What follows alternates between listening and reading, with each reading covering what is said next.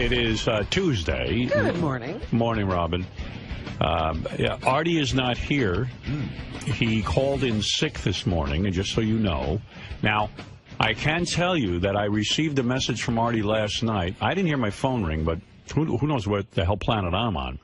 Artie called me from Dancing with the Stars. He was watching it. He says, you have got to be the greatest PR machine for Dancing with the Stars. After that interview today... He watched it? I had to watch it to see if that chick was hot. If that chick was so hot, the one that Kevin Connolly from Entourage is there. Right. And he goes, holy shit, nothing gay about this show. I mean, I think he's a convert. Oh, no, he's going to start watching Dancing with the Stars? He couldn't believe how good looking. Although her name is Julianne, and Artie called her Sabrina. He might be mixing her up. But Sabrina, who's Sabrina? I don't know, but... Who is Sabrina? Julianne is the one that Kevin Connolly... Right, Julianne? Yes. Fred? Yeah, Julianne. Yeah, and her brother's on the show, too. He's a dancer. Her brother's on the show? Yeah, almost good-looking enough to be a woman, blonde-haired kid. Runs in the family. Yeah. Everybody's a good-looking woman. Yeah. Anyway, so Artie called me all upbeat. He goes, I want to talk to you because we should compare notes. We're both watching Dancing with the Stars, which is a rare call from Artie. Yes. I don't really get calls from Artie at home. And that would have been a bonding call. You two could have sat on the phone watching Dancing with the Stars together. What Artie doesn't realize is I TiVo, and I don't start watching until a half hour later. Ah, so you can fast forward. Yeah, I can't stand sitting through all the good commercials. parts. Yeah, I just get right to the good parts. I hate the woman co-host on there. I have a lot of problems. Is she still pregnant? No, there's a lot of people I have to fast forward through. I see. And that chick from Beverly Hills 90210, the blonde-haired girl, Jenny Garth. Yeah. She's got to be disturbed, right? I mean, she makes weird, contorted faces. Do you watch the show at all? No. She's like... Twitching during the dance? I don't know, but she'll go, she'll hear bad news from the judges, and she'll go... Screws up her face a lot, huh? It's like... she doesn't look normal. She's a ditz, probably. Yeah, no, I think that there's really a problem there. You mean like a mental problem or a physical problem? I don't know anything, but... Are we ready to diagnose her? I've never seen a normal person make faces like that. Hey, Howard? Yeah. You know what I'm talking about, Gary? You watch the show. I don't watch the show, but John High just told me Sabrina is one of the Cheetah Girls. No, she got kicked off. Sabrina's off the show. I know that. I keep up with that. And she was ugly, so it couldn't be the one Artie was talking about. Yeah, she was a little hefty, wasn't she? A little. Yeah. There's no... I mean, Benji says. Anyway, so then Artie called Gary this morning and now is blaming his new diet for his illness. Please. Let me see. I got a whole bunch of We got that from Robin with her detox thing. So we figured it worked for her. I didn't ever lose time at work. Oh, you got All right, you ready? Here's Artie's... Gary thinks this is Artie's masterpiece because... Okay. This is the best call ever? Well, because he feels it's just he's got the sick voice. It contains everything. He sounds sick. And he was careful not to cough on it. Jared, it's Artie. I'm not coming in today. I'm sick. I just threw up. And, oh, no. To tell you the truth, I think I need something to eat other than this fucking diet. He's caving. I got to tell you something. What? Having worked with Artie now, how many years we have Artie on the show? Oh, 7 or 8? Okay. I got to tell you, I've seen the guy be on heroin, and I've seen him, go through breakups, and I saw him get really upset with Sal and Richard. I have never seen a more miserable guy since he started this diet. I think food withdrawal is even, there's no worse Subutex. Than yeah. The heroin withdrawal. Worse. Do you agree? Have you been noticing his... Yeah, I know that he's struggling. He is struggling. Yeah, but he's got this mental toughness that makes him go through the pain, but it's not working. His body is going to bring him down. I really think the diet's fucking killing me. I threw up and it was like nothing, and I don't know. Maybe my immune system is fucked because of it. Oh my God, he was on it for 3 days. But he's starving. His immune system's fucked up from a 3-day diet. You know, Biafrans laugh at Artie. Yeah, you know, there are people who are in real trouble. His immune system, now he's just very depressed. Yes. He wants to eat whatever he wants to eat. See, this is the problem. The depression causes him to eat, and he's done nothing about the depression. Right. Right. He's having 𝗦𝗁𝐶 and Coca-Cola withdrawal. Yeah. Anyway, I have a fever and I'm fucked here, so I'm not coming in today. Just go back to eating. Eat your 50 How much have you lost anyway? Have you noticed any weight loss of weight? No. I like also that here's a guy eating 50 cupcakes a day. That didn't make him sick. No. That didn't affect his immune system. He was as healthy as a bull. He got off of that, and now his immune system That's shot. right. His immune system is shot in 3 days. I love that guy. It makes perfect sense to him. You know, I could do like 4 hours a day just like... Analyzing Artie. Just talking to Artie about Artie problems. Look, I was laughing so hard. See, I didn't want to say it. I hope he's sleeping. Yeah, there's no such thing as a He's replay. asleep. He's asleep. But I was in the car with him and his mother. It was the funniest dynamic. Well, what's going on for real? Finally tell me, because I know this. You see, Artie doesn't know it all stems from, you know, his early life. He's like a 9-year-old. Oh, he is. And so his mother gets in the car, or, you know, she's at the restaurant, she's being light, just having general conversation, and she doesn't say anything about the day, right? This was the day he had to blow up with Sal and threw the thing. Finally, he goes, Mom, did anybody tell you about the show today? And she says, oh, Artie, I heard your uncle called me, so I had to turn it on. Why'd you have to do that? Oh, Ma. He's in love with that mother. And this went on. It was like an Italian movie. Oh, Ma. And Artie, they should never have spoken to you like that. But Ma was out of line. And he was beating himself up, and his mom was propping him up. If you ever want to rent a movie, it's called Marty. Yeah. And I've always said Artie should replay Marty, because Artie's real life is Marty. Oh. But you don't, you know, Jesus Christ. Oh, it was just... yeah, he's way tied in with that mom and the sister. Oh, Mom. Yeah. And then when the sister, did you hear? You know, he had to make sure they all knew. And then he had to cry that, I shouldn't have done it, Ma. I was wrong, Ma. And Mommy's like, but they shouldn't have talked to you like that, Artie. You're so good to them. Yeah. Ay vey. See, he needs you to observe him. Oh, it was amazing. So what do you think is going on in terms of the dynamic of why Artie can't, you know, get his life together with, you know, food? And what do you think it is? Is it that he's really angry about how... Yeah, he's got a lot of pent-up anger, first of all, from the death of his father. Right. He feels a little guilty, and he feels a little abandoned. Right. Combined. Which is something he ain't in touch with. No. Right. And he's pissed off. And he became the focal point of the family. And he's got to remain a mess so that everybody has something to do. Right. Or he's also angry that now he's got to be the support system to his mom. Well, yeah, he had to grow up before he wanted to grow up. Yeah. And so he's still, you know, he maintains that sort of 9-year-old, Mommy. Wow. Does he say mommy? No, but he was like, Ma, you know, he was whining like, I mean, it was a song. Oh, Ma. It's hard to grow up when you're in that, when you're in that mode. Really? Ma, did you hear the show? Well, I shouldn't have thrown the thing, Ma. I was wrong, Ma. Jesus.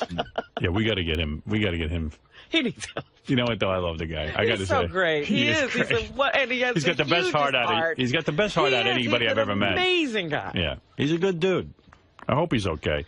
I mean, this diet is killing him. I look over at him sometimes and I see just a miserable guy because he makes love to that food. Believe me, Wednesday was torture for him last week because they had the Halloween cupcakes. Oh, poor bastard. I swear to God, I wish I could just give him a pill that he could eat whatever he wants and not gain weight, but...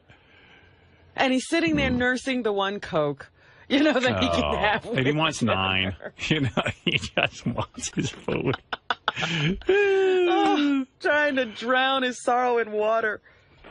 I'll let you know tomorrow. I'll call you later. Sorry, guy. And later.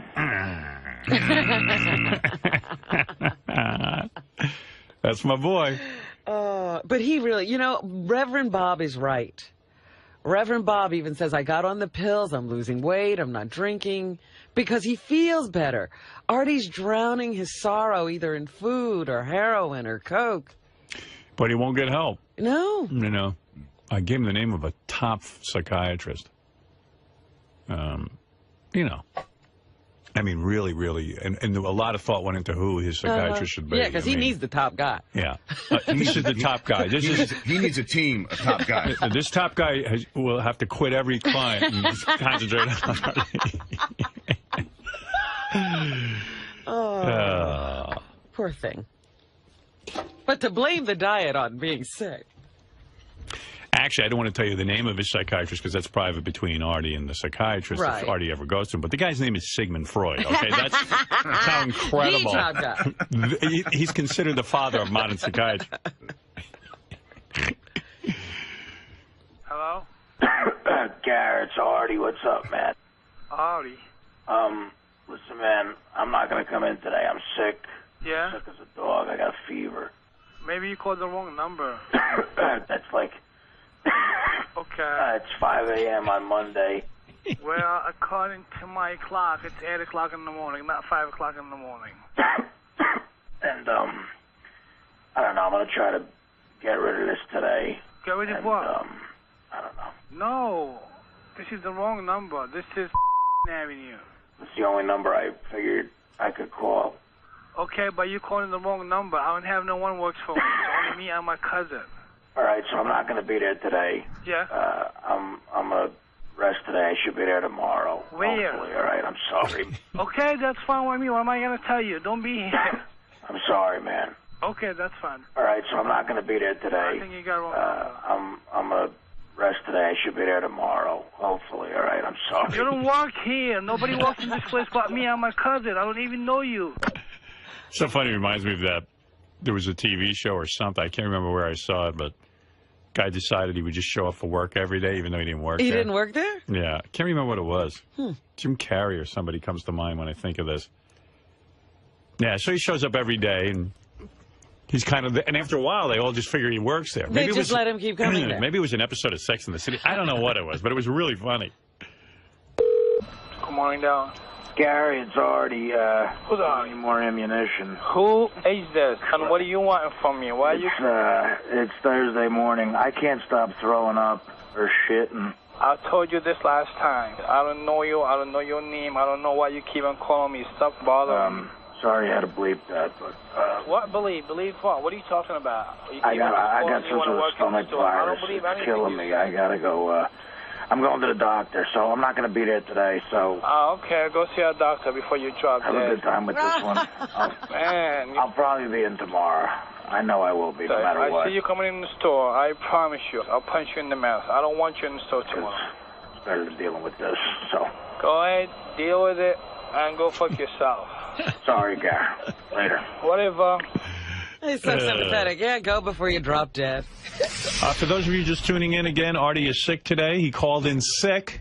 Yes, another infamous call. Called me at home at around 8 o'clock, was fine. Yeah, what did he get sick overnight? I don't know, but this is just a reminder of that if you happen to miss it. Garrett, it's Artie. I'm not coming in today. I'm sick. I just threw up, and to tell you the truth, I think I need something to eat other than this fucking diet. Good food is killing me. I really think the diet's fucking killing me. I threw up and it was like nothing, and I don't know. Maybe my immune system is fucked because of it. But, we found it amazing that Artie's immune system could be fucked up from 3 days of dieting and eating healthy. All the years of just tremendous abuse. Artie had a salad and now he's sick. Artie ate something healthy and got sick. It killed him. It killed him. Absolutely killed him. But we'll hope that Artie will be back tomorrow. He continues on. Can you imagine? But when the last time he called in sick, we told him the next time, you know, like as if he has a cold, he coughs. But when he says he has diarrhea or is vomiting, he should actually throw up. Yeah. But because of his diet, he has nothing in it. I have a fever and I'm fucked here, so I'm not coming in today. I'll let you know tomorrow. I'll call you later. I have Sorry, guy. He called me at 8 o'clock. This is suspicious, Howard. Because he was watching Dancing with the Stars to see how hot that dude's girlfriend was. And he called me to discuss it, and he was fine. That's why it's suspicious. When did he get overtaken by this illness? I don't know. It doesn't sound right. No. I mean, but look, give him the benefit of the doubt. It doesn't sound right that you're getting calls from Nick Manning and not doing them. Right. Sounds And wrong not there. what? And not doing them. Right. Oh, please. We got to get in Steve Langford. Stevie, get in here and do your thing. Steve Langford from the Howard 100 News. Steve? Just some of the stories we're working on in the Howard 100 newsroom. Breaking news. Yes. Artie Lang. Uh-oh. His alleged diet. Is it the cause of him being sick today? Howard 100 News obtaining this picture of Artie Lang yesterday at the corner of Houston and Varick Streets, downtown, armed with a big bag of McDonald's and a drink. Oh, my God. I'm sure that's a salad. So if he's claiming... He had an audition yesterday, so that's probably where he was getting that food. So he's claiming he's sick from his diet, but he's sitting there sipping a 32-ounce drink and a big bag of food. See, we're just asking. Wow. Now, could that be a scene? How do you know that was taken yesterday? Confirmation.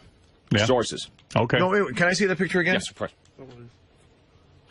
A little What was he closer. wearing Only reason I yesterday? want to see his shave. His shaving was really unusual yesterday. It was like super... It was super tight, close. Yeah, that was yesterday. He was wearing that Ohio State shirt. Yeah, that's Teddy true. verifies it, his assistant.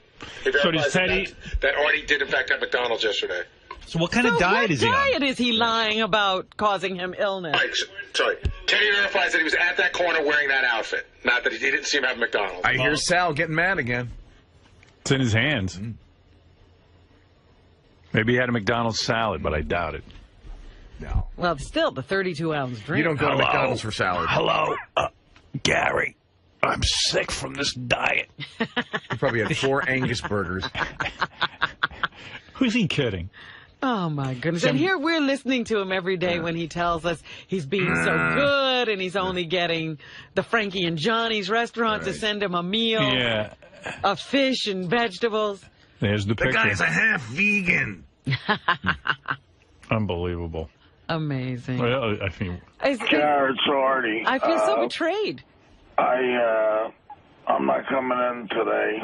I'm sick. I just threw up, and to tell you the truth, I think I need something to eat other than this fucking diet. no. What so how many adults you know always throwing up? Why is everyone throwing up? I haven't thrown up all the time. I haven't thrown up since I'm like 7. Well, that's why I resented it when you said Artie's so healthy. Artie's always throwing up. I really think the diet's fucking killing me. No. I threw up, and it was like... He's eating McDonald's yesterday. Right. It was a relapse of McDonald's that's killing you. What do you make of this, John?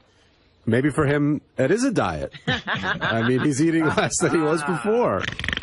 Diet. Maybe he didn't get, supersized. Because honestly, like Artie, like Robin even said, does Artie look any thinner to you? I mean, like he's already been doing this a week or so. And with the rate he was eating, he should have fallen off. Right. Yeah, something should have been. Yeah. When you went to dinner with him, was he like watching what he ate? Yeah.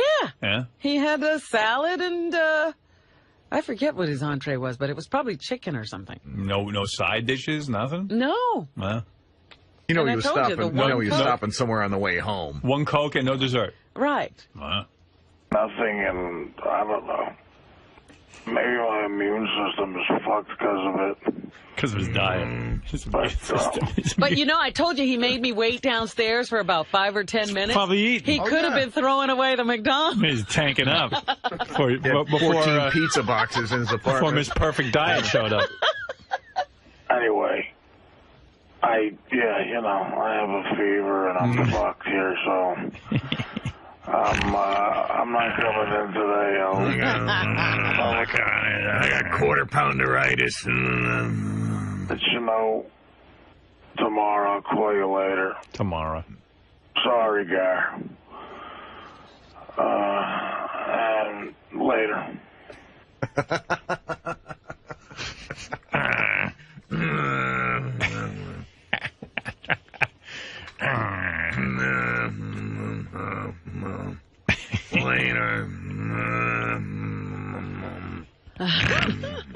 Sounds like a motorboat.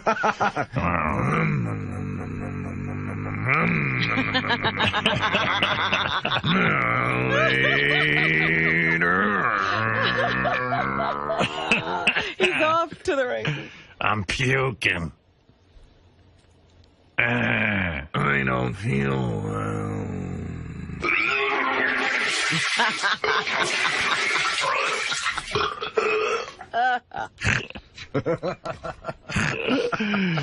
What else you got there, Stevie? Also today, behind the history of Howard Stern, the voiceover session for this extraordinary radio documentary to begin today with Jim Forbes, best known as the voice of VH1's Behind the Music. The signing of Jim Forbes to narrate the history of Howard Stern, yet another sign of the magnitude of this project. The history of Howard Stern begins December 17th here on Howard 100. Excellent news. I can't wait for that special. Everyone is looking forward to it, even Artie. There he goes again. That's actually tape of Richard Christie throwing up. That's real. Oh. Unbelievable. But, well, what the hell? That's some message. Steve, in the age of photo doctoring and Photoshop, and really it calls into question the legitimacy of digital photography. Until you have sources. Right. First of all, the guy who was down there. Secondly, somebody, well, we don't like to break sources, but somebody who's there. 2 people who were there. So you have eyewitnesses. Yes, absolutely. This is for real. Yes. This is the real deal. Yeah. Otherwise, I'm not going in there unless I'm sure. Now, what was inside that bag? Are we talking we don't know. a double cheeseburger meal? What's going on? Who knows? Could it be a salad? A lot of people believe that's impossible. Could this be a diet drink? Again. You'd like to say yes, but logic tells you no. Yeah, I mean, when you're on a diet, you don't necessarily think of McDonald's as the first place you're going to go, but who knows? Hey, Steve, way to go, man. You are the man. You ended a lot of speculation about whether he was out due to his diet or... Well, listen, this is sickness. thanks to a tipster on the Howard 100 News tip line, so thank you to that tipster. You keep the stories coming, Steve. Penny. Thank you, buddy. We love your work. Great to talk to you. Penny. Mr. Quivers. That picture was apparently taken on Houston and Varick. I know exactly the area. Perhaps he was you want to know my opinion? I think he was getting McDonald's for his driver, Herb, who might have been hungry after waiting outside for Artie, to pick him up after work. So Ted. We don't know if Artie ate it. We don't know. Ted, come to me. Come to me. I need to know. Did Artie enter a McDonald's yesterday? By the way the picture looks, it looks like he entered a McDonald's, yes. But I wasn't with him, so... Did he eat it? No idea. But to the best of your knowledge, is he really sticking to this diet? Yeah, he is. To the best of my knowledge, I swear, Scouts honor, he has been sticking to this diet. But there is no false accusation going on behind that picture. It's very possible, seeing that he was in the area and there was a picture shot, and there's definitely a McDonald's. That's what they right needed to near confirm there. with me. They said that's how they confirmed it. They said, what street was his audition on? Right. And I said, Varick Street. And that picture was taken on the corner of Houston and Varick, so therefore they put 2 and 2 together. Well, Artie blamed his absence today on his diet. Perhaps it was maybe... And he's not sticking to it. Is there any chance he's using again? No. Using what? Maybe using sugar, but, I mean, come on. Not any drugs or any hardcore stuff again? No. Look, he might have fallen off the wagon and ate a little something, or maybe he felt guilty about eating something, so he ate some healthy food that was left over or something. I don't know. I mean, you know how he likes to go through and eat old food in the fridge. Maybe he did something like that again and got sick. But Look, that fan catching that picture of him leaving the McDonald's is very incriminating, but let's hope for the best that maybe he just got a salad. Maybe it was a McDonald's salad. They do have a healthy menu now. You're doing your job as an assistant. Thank you very much. We know what's going on. You're someone who is successfully in the midst of a very good diet, very healthy diet. We just found out that Artie's been eating McDonald's. Right. Are you really disappointed by this? Well, the thing that disappoints me more than anything is Artie felt the need to lie. He doesn't have to lie to us. And so now I have to question whether he's ever telling the truth. Especially with his absence, seeing that he's blaming the lack of junk food on his, his nauseousness today and missing work. Yeah, it doesn't make any sense when he was eating McDonald's just yesterday. So the diet has nothing to do with his illness. So why do you think he's out today? What do you think's going on? Is there a possibility that he's using again? Once again, because of the lie, I have to then say something's wrong with Artie other than his diet. So it causes reason for a lot of speculation. I figure after he talked to Howard and he realized he was watching Dancing with the Stars, he fell off the wagon. Uh-oh. See what happens when you eat McDonald's? It's proof positive you should not eat McDonald's. It makes you gay. Yeah. By the way, you know who's hanging out in the hallways? Your old arch enemy.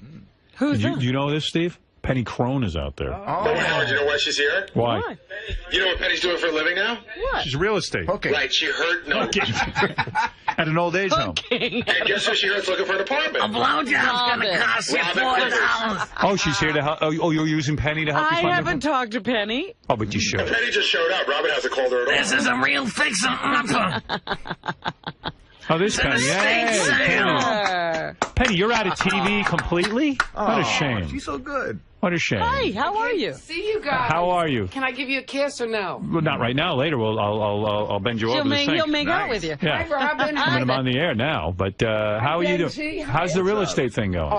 Awesome. I've sold one apartment for $2.6 million. Wow. Nice. Love it. I actually went to school and graduated and took the state test and passed. Do you miss reporting at all? No.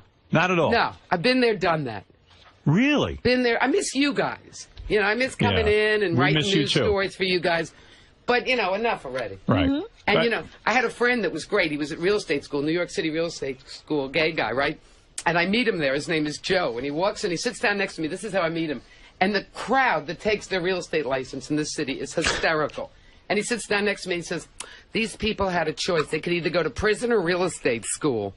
So, wow. So that's now that you've left, what is your real opinion of Steve Langford? I know when you were here. You know what? I don't even want to get into that. I haven't even thought about that. I want to sell Robin an apartment. Howard, there you go. Robin, don't laugh. That's why I came up here. What is it, Shirley? That sounds wonderful. There was an argument, like, back when Penny worked here between Steve and Penny that I taped in the newsroom with my recorder. I burned it on the CD, and I brought it to Gary, and I played it for him. And Gary didn't even want to air it because he said it was too brutal and, like, too personal. Like, these two really have gone at it, and they still don't like each other. I don't understand why you wouldn't like Steve. I really honestly never understood it. Well, obviously you like him more than me because you fired my ass and you kept his ass. So. Well, I love Steve. I love you. But there he is. Hi. I have a cold.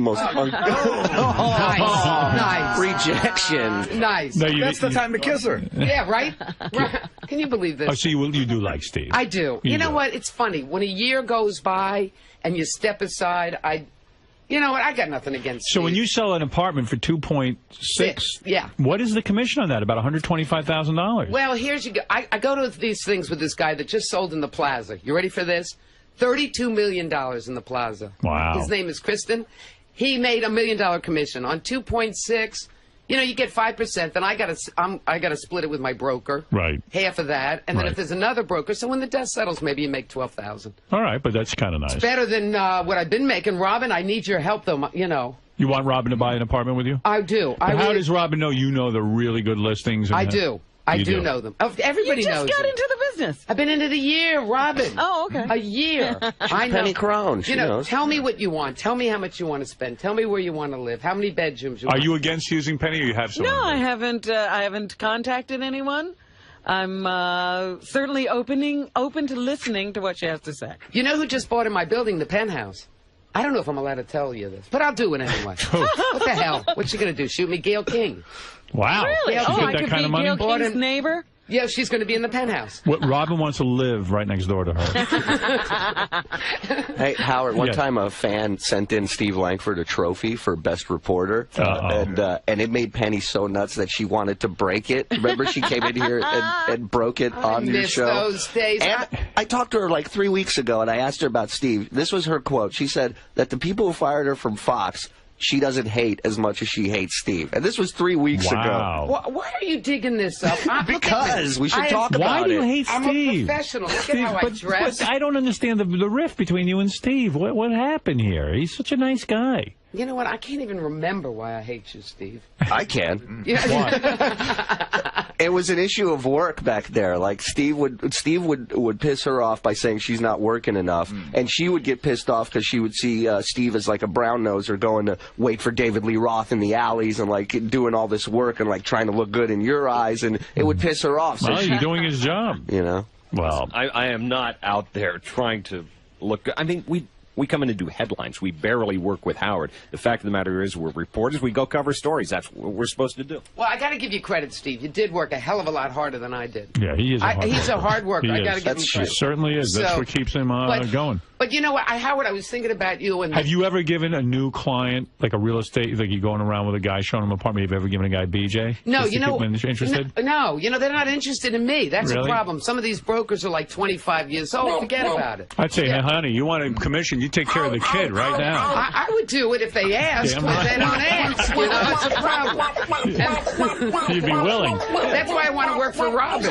Right. I doubt if you'll ask, you know. Right. And if she does, you'll do it. That's all. For Robin, I do. Well, Penny. She is now working. She's out here hustling for a client. Look at her. I am. Putting in the time. I did Fox Business Channel 2 weeks ago. I was. Did you see me in the Post? No. A couple of weeks ago, they had a big on page 6. I saw that. Yeah, I was on page 6, and I'm working it, Robin, and I'm gonna like.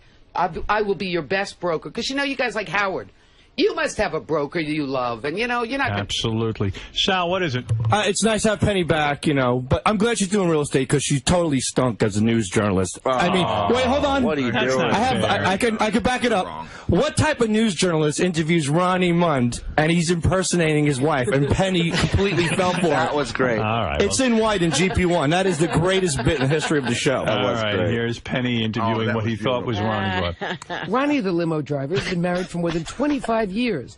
Ronnie is married to Bonnie, and they have 2 beautiful grown children. Ronnie wasn't roasted on the Howard Stern show. He was fried. Comics like 𝗛cie, the Reverend Bob Levy, Sal, Artie Lane, Jim Florentine, and Don Jameson skewered Ronnie. They joked about everything from Ronnie's age to Ronnie's insatiable appetite for Scores girls. So, what does Bonnie think of Ronnie's roast? I think they really didn't do enough to him. They should have did more. Really? Yeah, because he could take it a lot better. You know, I thought they were going to do a lot more to him, but they kind of mellowed out on him a little bit, I think. Did he talk to you after the roast and say what he thought? Yeah, he was pretty calm. I thought he was going to be a little more upset, but he was okay with it. Now that's interesting. They didn't roast him enough. A lot of observers say he came out of Studio 69 well done. Anyhow, moving forward, imagine living with Ronnie. What's he like when he's not driving Howard and girls at Scores? Crazy. He's a lunatic at home. Tell me, what's he like?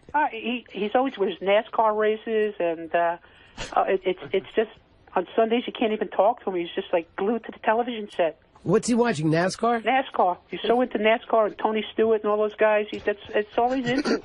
And strippers. He's so into strippers.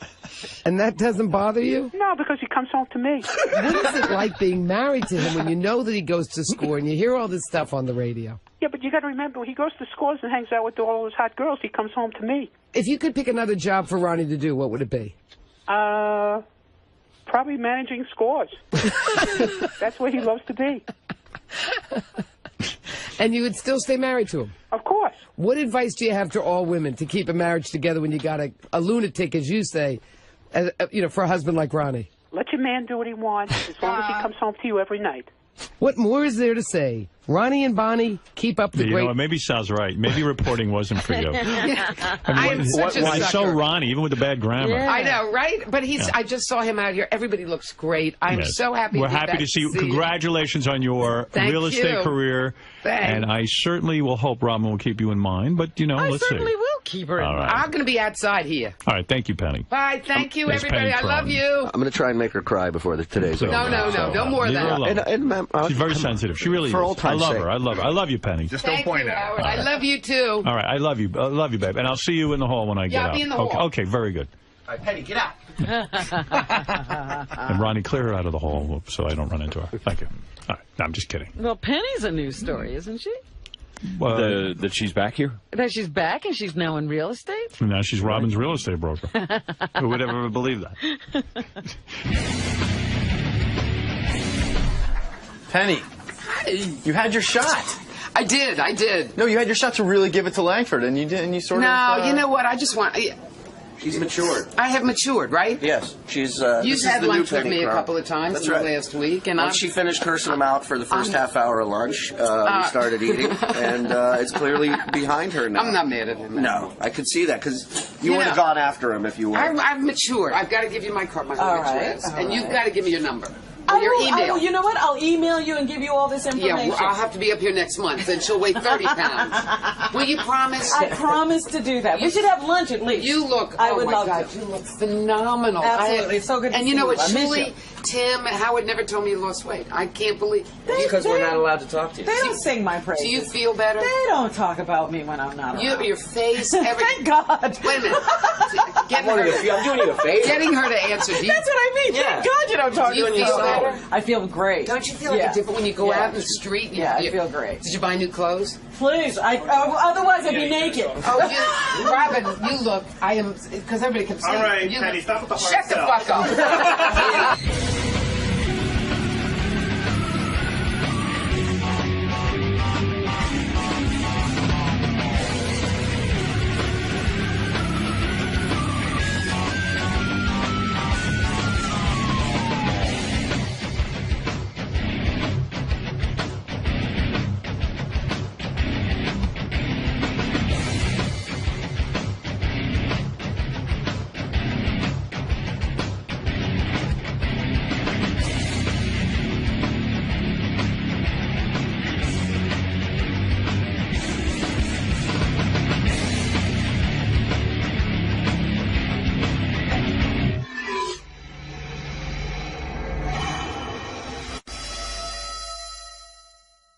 Pussy, don't get me wrong. He lived it all. He lived the rock star lifestyle, but the big payday wasn't there, was it, Chip? No.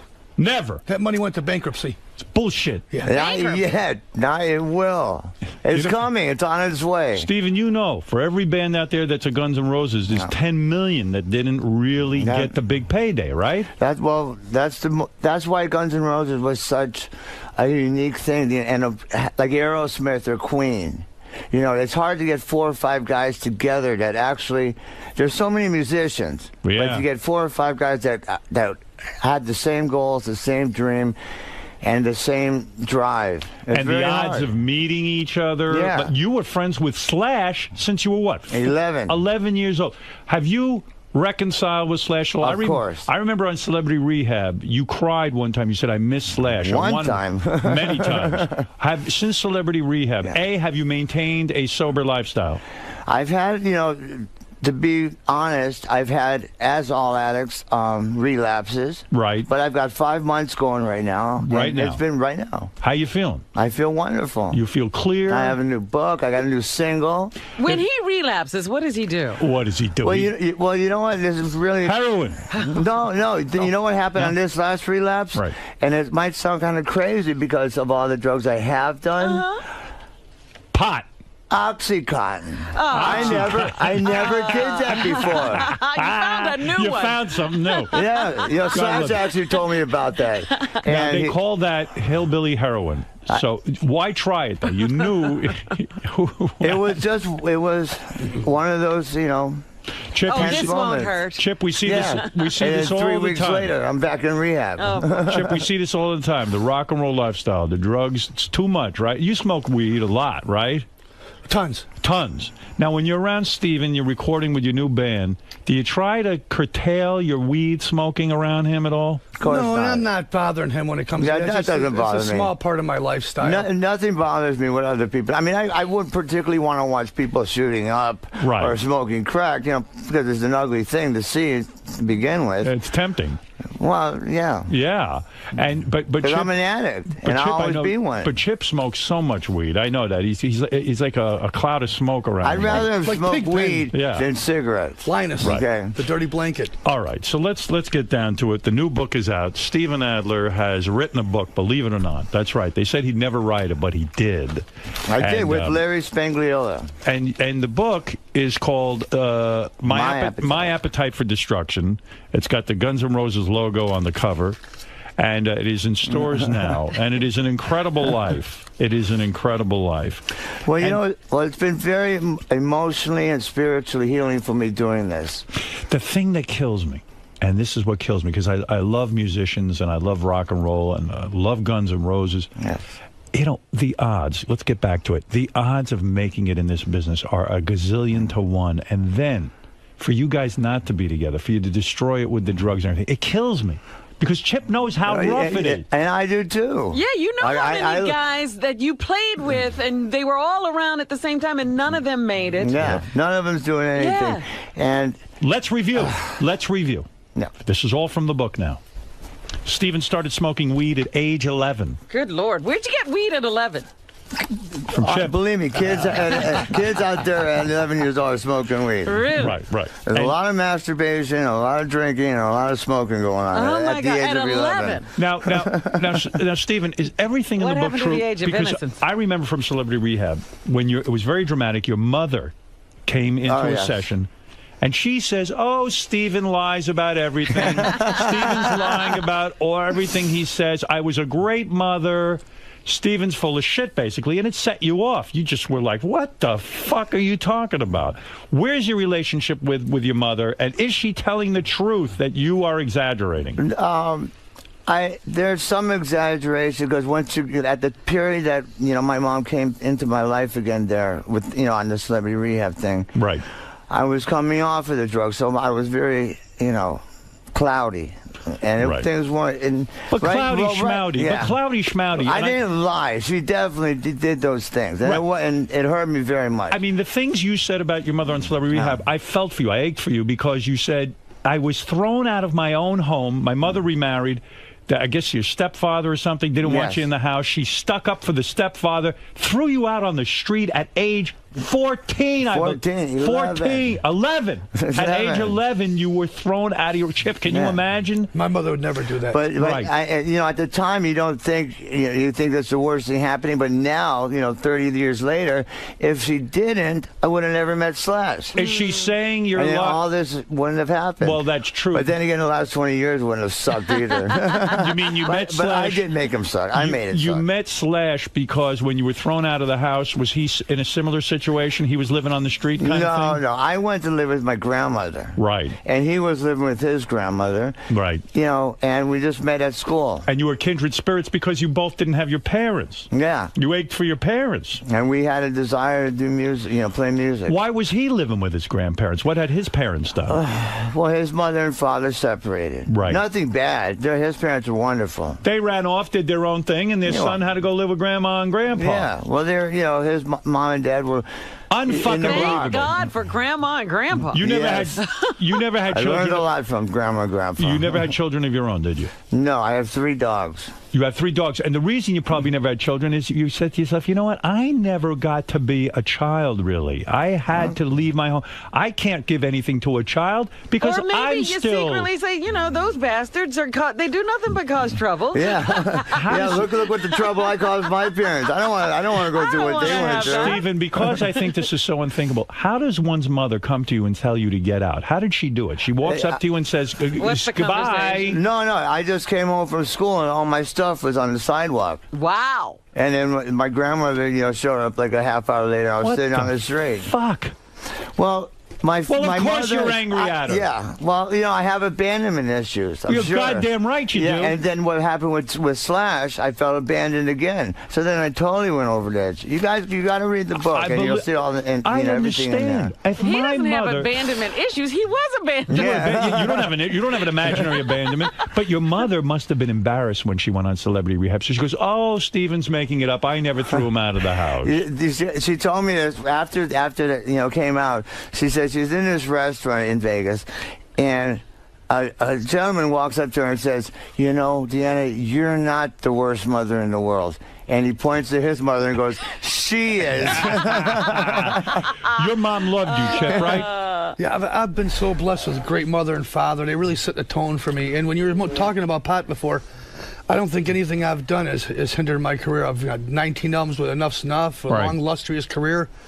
I've done records with Journey and Santana and Steve Miller Band, all these bands, and now I'm playing with Steven Adler from Guns N' Roses. Right. We're making brand new music, Adler's Appetite, and I'm real happy about it. I think we got a good chance to one more punch. Understood. Steven, we got a big punch, my brother. We're not done. Going back to the book, we're going to get to the band, but first I want to promote your book. Yes, thank you. Did you ask your mom why she threw you out? In other words, if I came home and all my shit was on the, and believe me, my shit was embarrassing. I've seen what I would have ended up on the front lawn, bunch of nudist magazines, and a porno reel. When you and dildos, but I don't want to talk about it. All right? Maybe one or two gay magazines. I don't know. I don't know what was in there. But listen to me. What did you?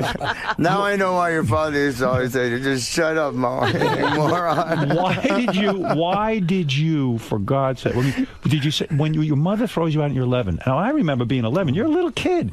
I look at kids now. They're unbelievable. Did you get on your hands and knees and say, "Mommy, please don't throw me out"? No,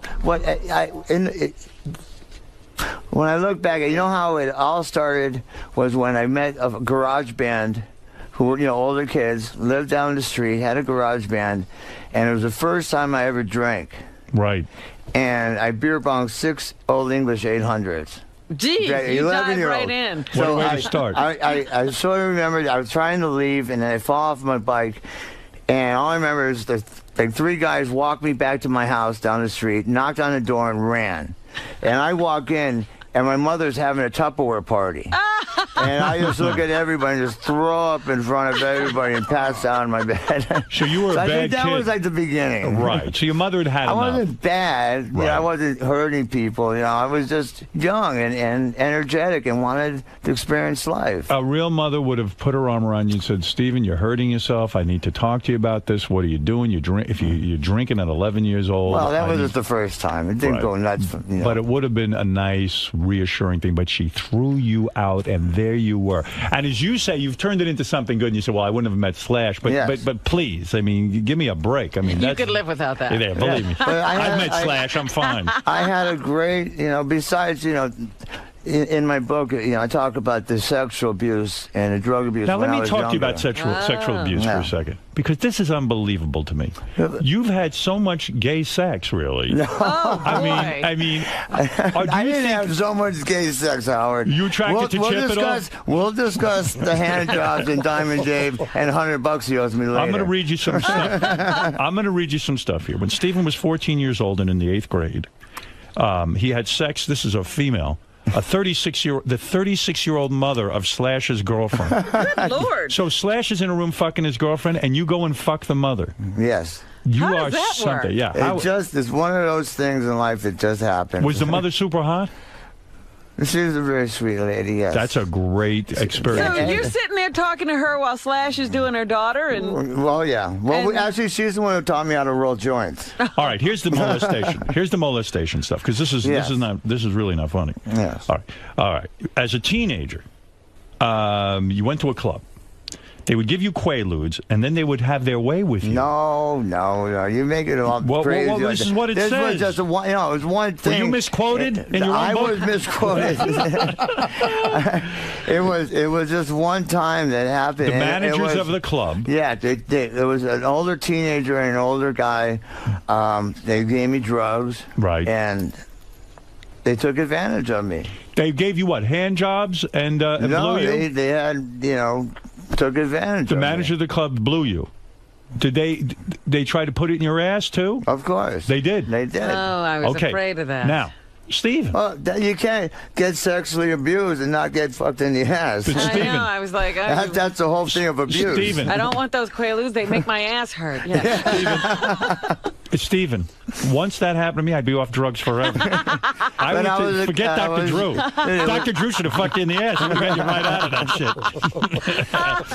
All right, here you go. No disrespect to Dr. Drew. I love People him. would pull up beside you in their cars, and this is when your life was in drugs and stuff, and ask if I wanted to smoke a joint. I'd be like, sure. The next thing you know, you're completely baked, and they're touching you all over, and you don't know what the fuck is going on. All you know is that an orgasm feels good. Anybody can make you come, and in that state, I didn't have the presence of mind to give a damn. I was used, abused, whatever.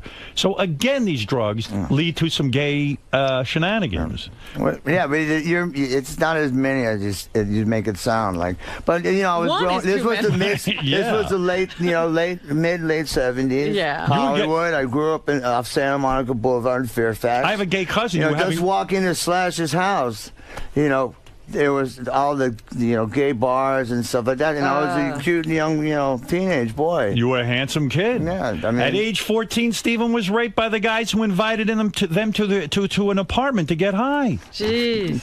That was the same thing. And they hurt you badly. That was the same people from the club. Same people in the club. Yeah, that was the same night. Did you learn not to hang out with those people?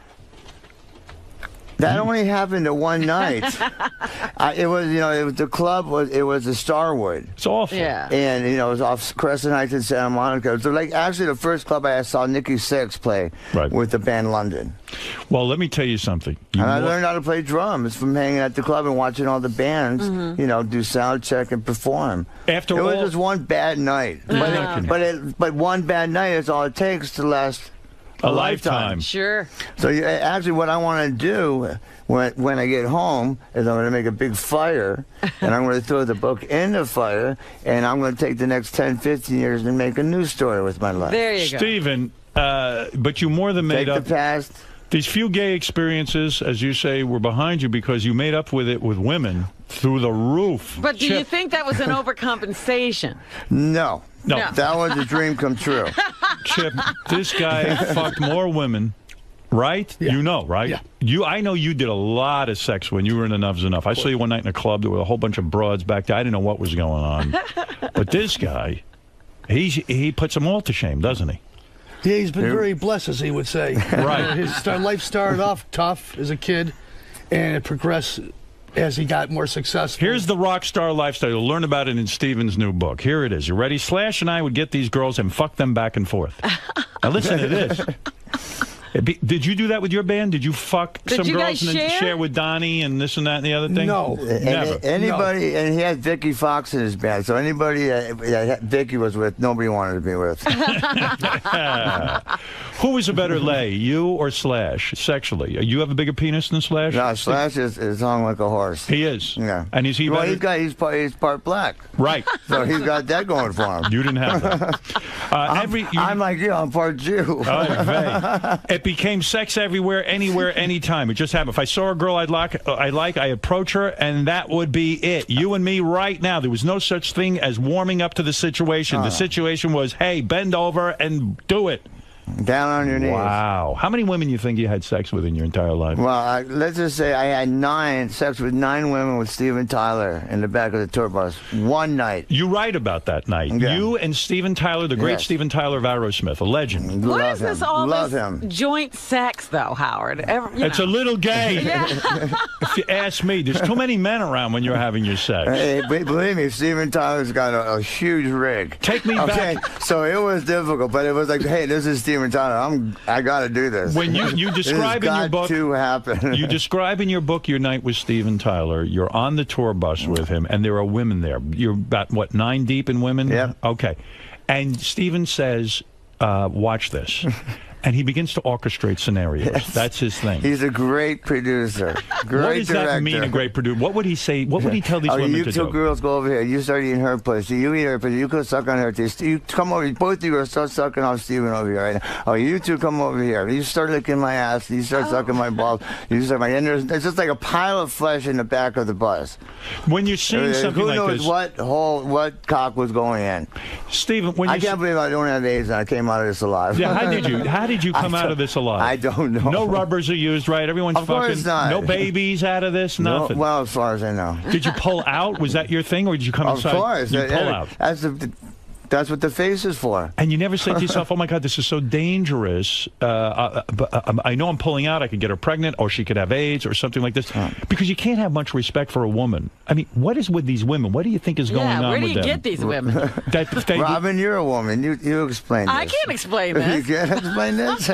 Steven, do you become numb to sex and love and all of that kind of thing? Well, drugs and alcohol, it numbs everything. And when you're young, you could drink and do drugs and still fuck. You could still get a hard on. But once you get like our age, you can't drink like that. You can't do drugs and still get a hard on. It's like, Speak for yourself. You're not doing what they were doing. I'm high. Yeah, well, now that I'm not doing the drugs. I'm high right now and have a boner the size of this room. All right, listen to me. So when you're in the bus with Steven... Bullshit. When you're in the bus with Steven Tyler and all of this is going on, is there ever a time, now this might sound crazy to you guys, but is there ever a time you feel bad for the women? Do you ever say to yourself, Jesus Christ, what are they doing with their lives, these broads? No. Never? Never. It's rock and roll. It's rock and roll. This is a dream come true. I would have girls suck on my cock while I'd be watching Family Guy, and I wouldn't even have a heart on it. It was just for the fact that they would do it. Wow. You know, all right, go ahead. But did you ever, I mean, was there ever love? Yeah, I had my first wife I love, my second wife I love and adore. Mm-hmm. When you're involved in a scene like that, Wendy, when you're involved in a scene, there's so many bodies on top of bodies. By accident, do you and Steven Tyler start making out and then go, oh, shit? Do you ever touch each other? I felt his rig. Oh. You did? You squeezed his rig? Not outside the pants. Right. Because it started off with, he started telling girls what to do, and then I was sitting there going, here, come on, suck on his cock. It's no big deal, here. And you're shaking his cock. Yeah, but I mean, he has pants on. I'm going, here, just suck on his cock. Well, I learned a lot from Tyler. He's a very, very amazing man. Listen to this. Steven and Izzy Stradlin would get blowjobs together. Steven writes, she sucked one of us off while she jacked off the other, and then she would alternate. She swallowed Izzy's load at the moment I came, and I shot all over her face. Of course. That many a night. Wild, huh? Many a night. That's the rock and roll dream. Do you miss that the most? No. I'm just glad I got to experience it and come out of it alive. Is it? But like now, it all seems like a dream, doesn't it? I mean, yeah, of course. It wouldn't be bad wouldn't be bad if you and Chip were there and Robin all of a sudden took her clothes off and started sucking you guys off like the old days. Yeah. Robin, yes. She'll never do it. Fox. Robin the Fox. Oh, I've been thinking about Robin for the last year since I was there last. Really? Steven writes. Stop that. Steven writes, /Duff and I would have contests to see who could get the most blowjobs in a single day, and I won every time. Why did you win? Because Are you the cutest? I worked harder at it. I cared more. Steven writes, it was for the band. I was going to do it for the band, and we were going to win. You're proud of that you got more blowjobs than them. Well, what teenage boy, a young man in his 20s, wouldn't be proud of that? After a while, don't the blowjobs all blend into one another? That's what I was saying. I would have them suck on my cock. It wouldn't even be hard. What are the most? Just for the fact that they would do it. What were the most blowjobs in one day? 15. 15 blowjobs. And sometimes you wouldn't even come. I wouldn't even come.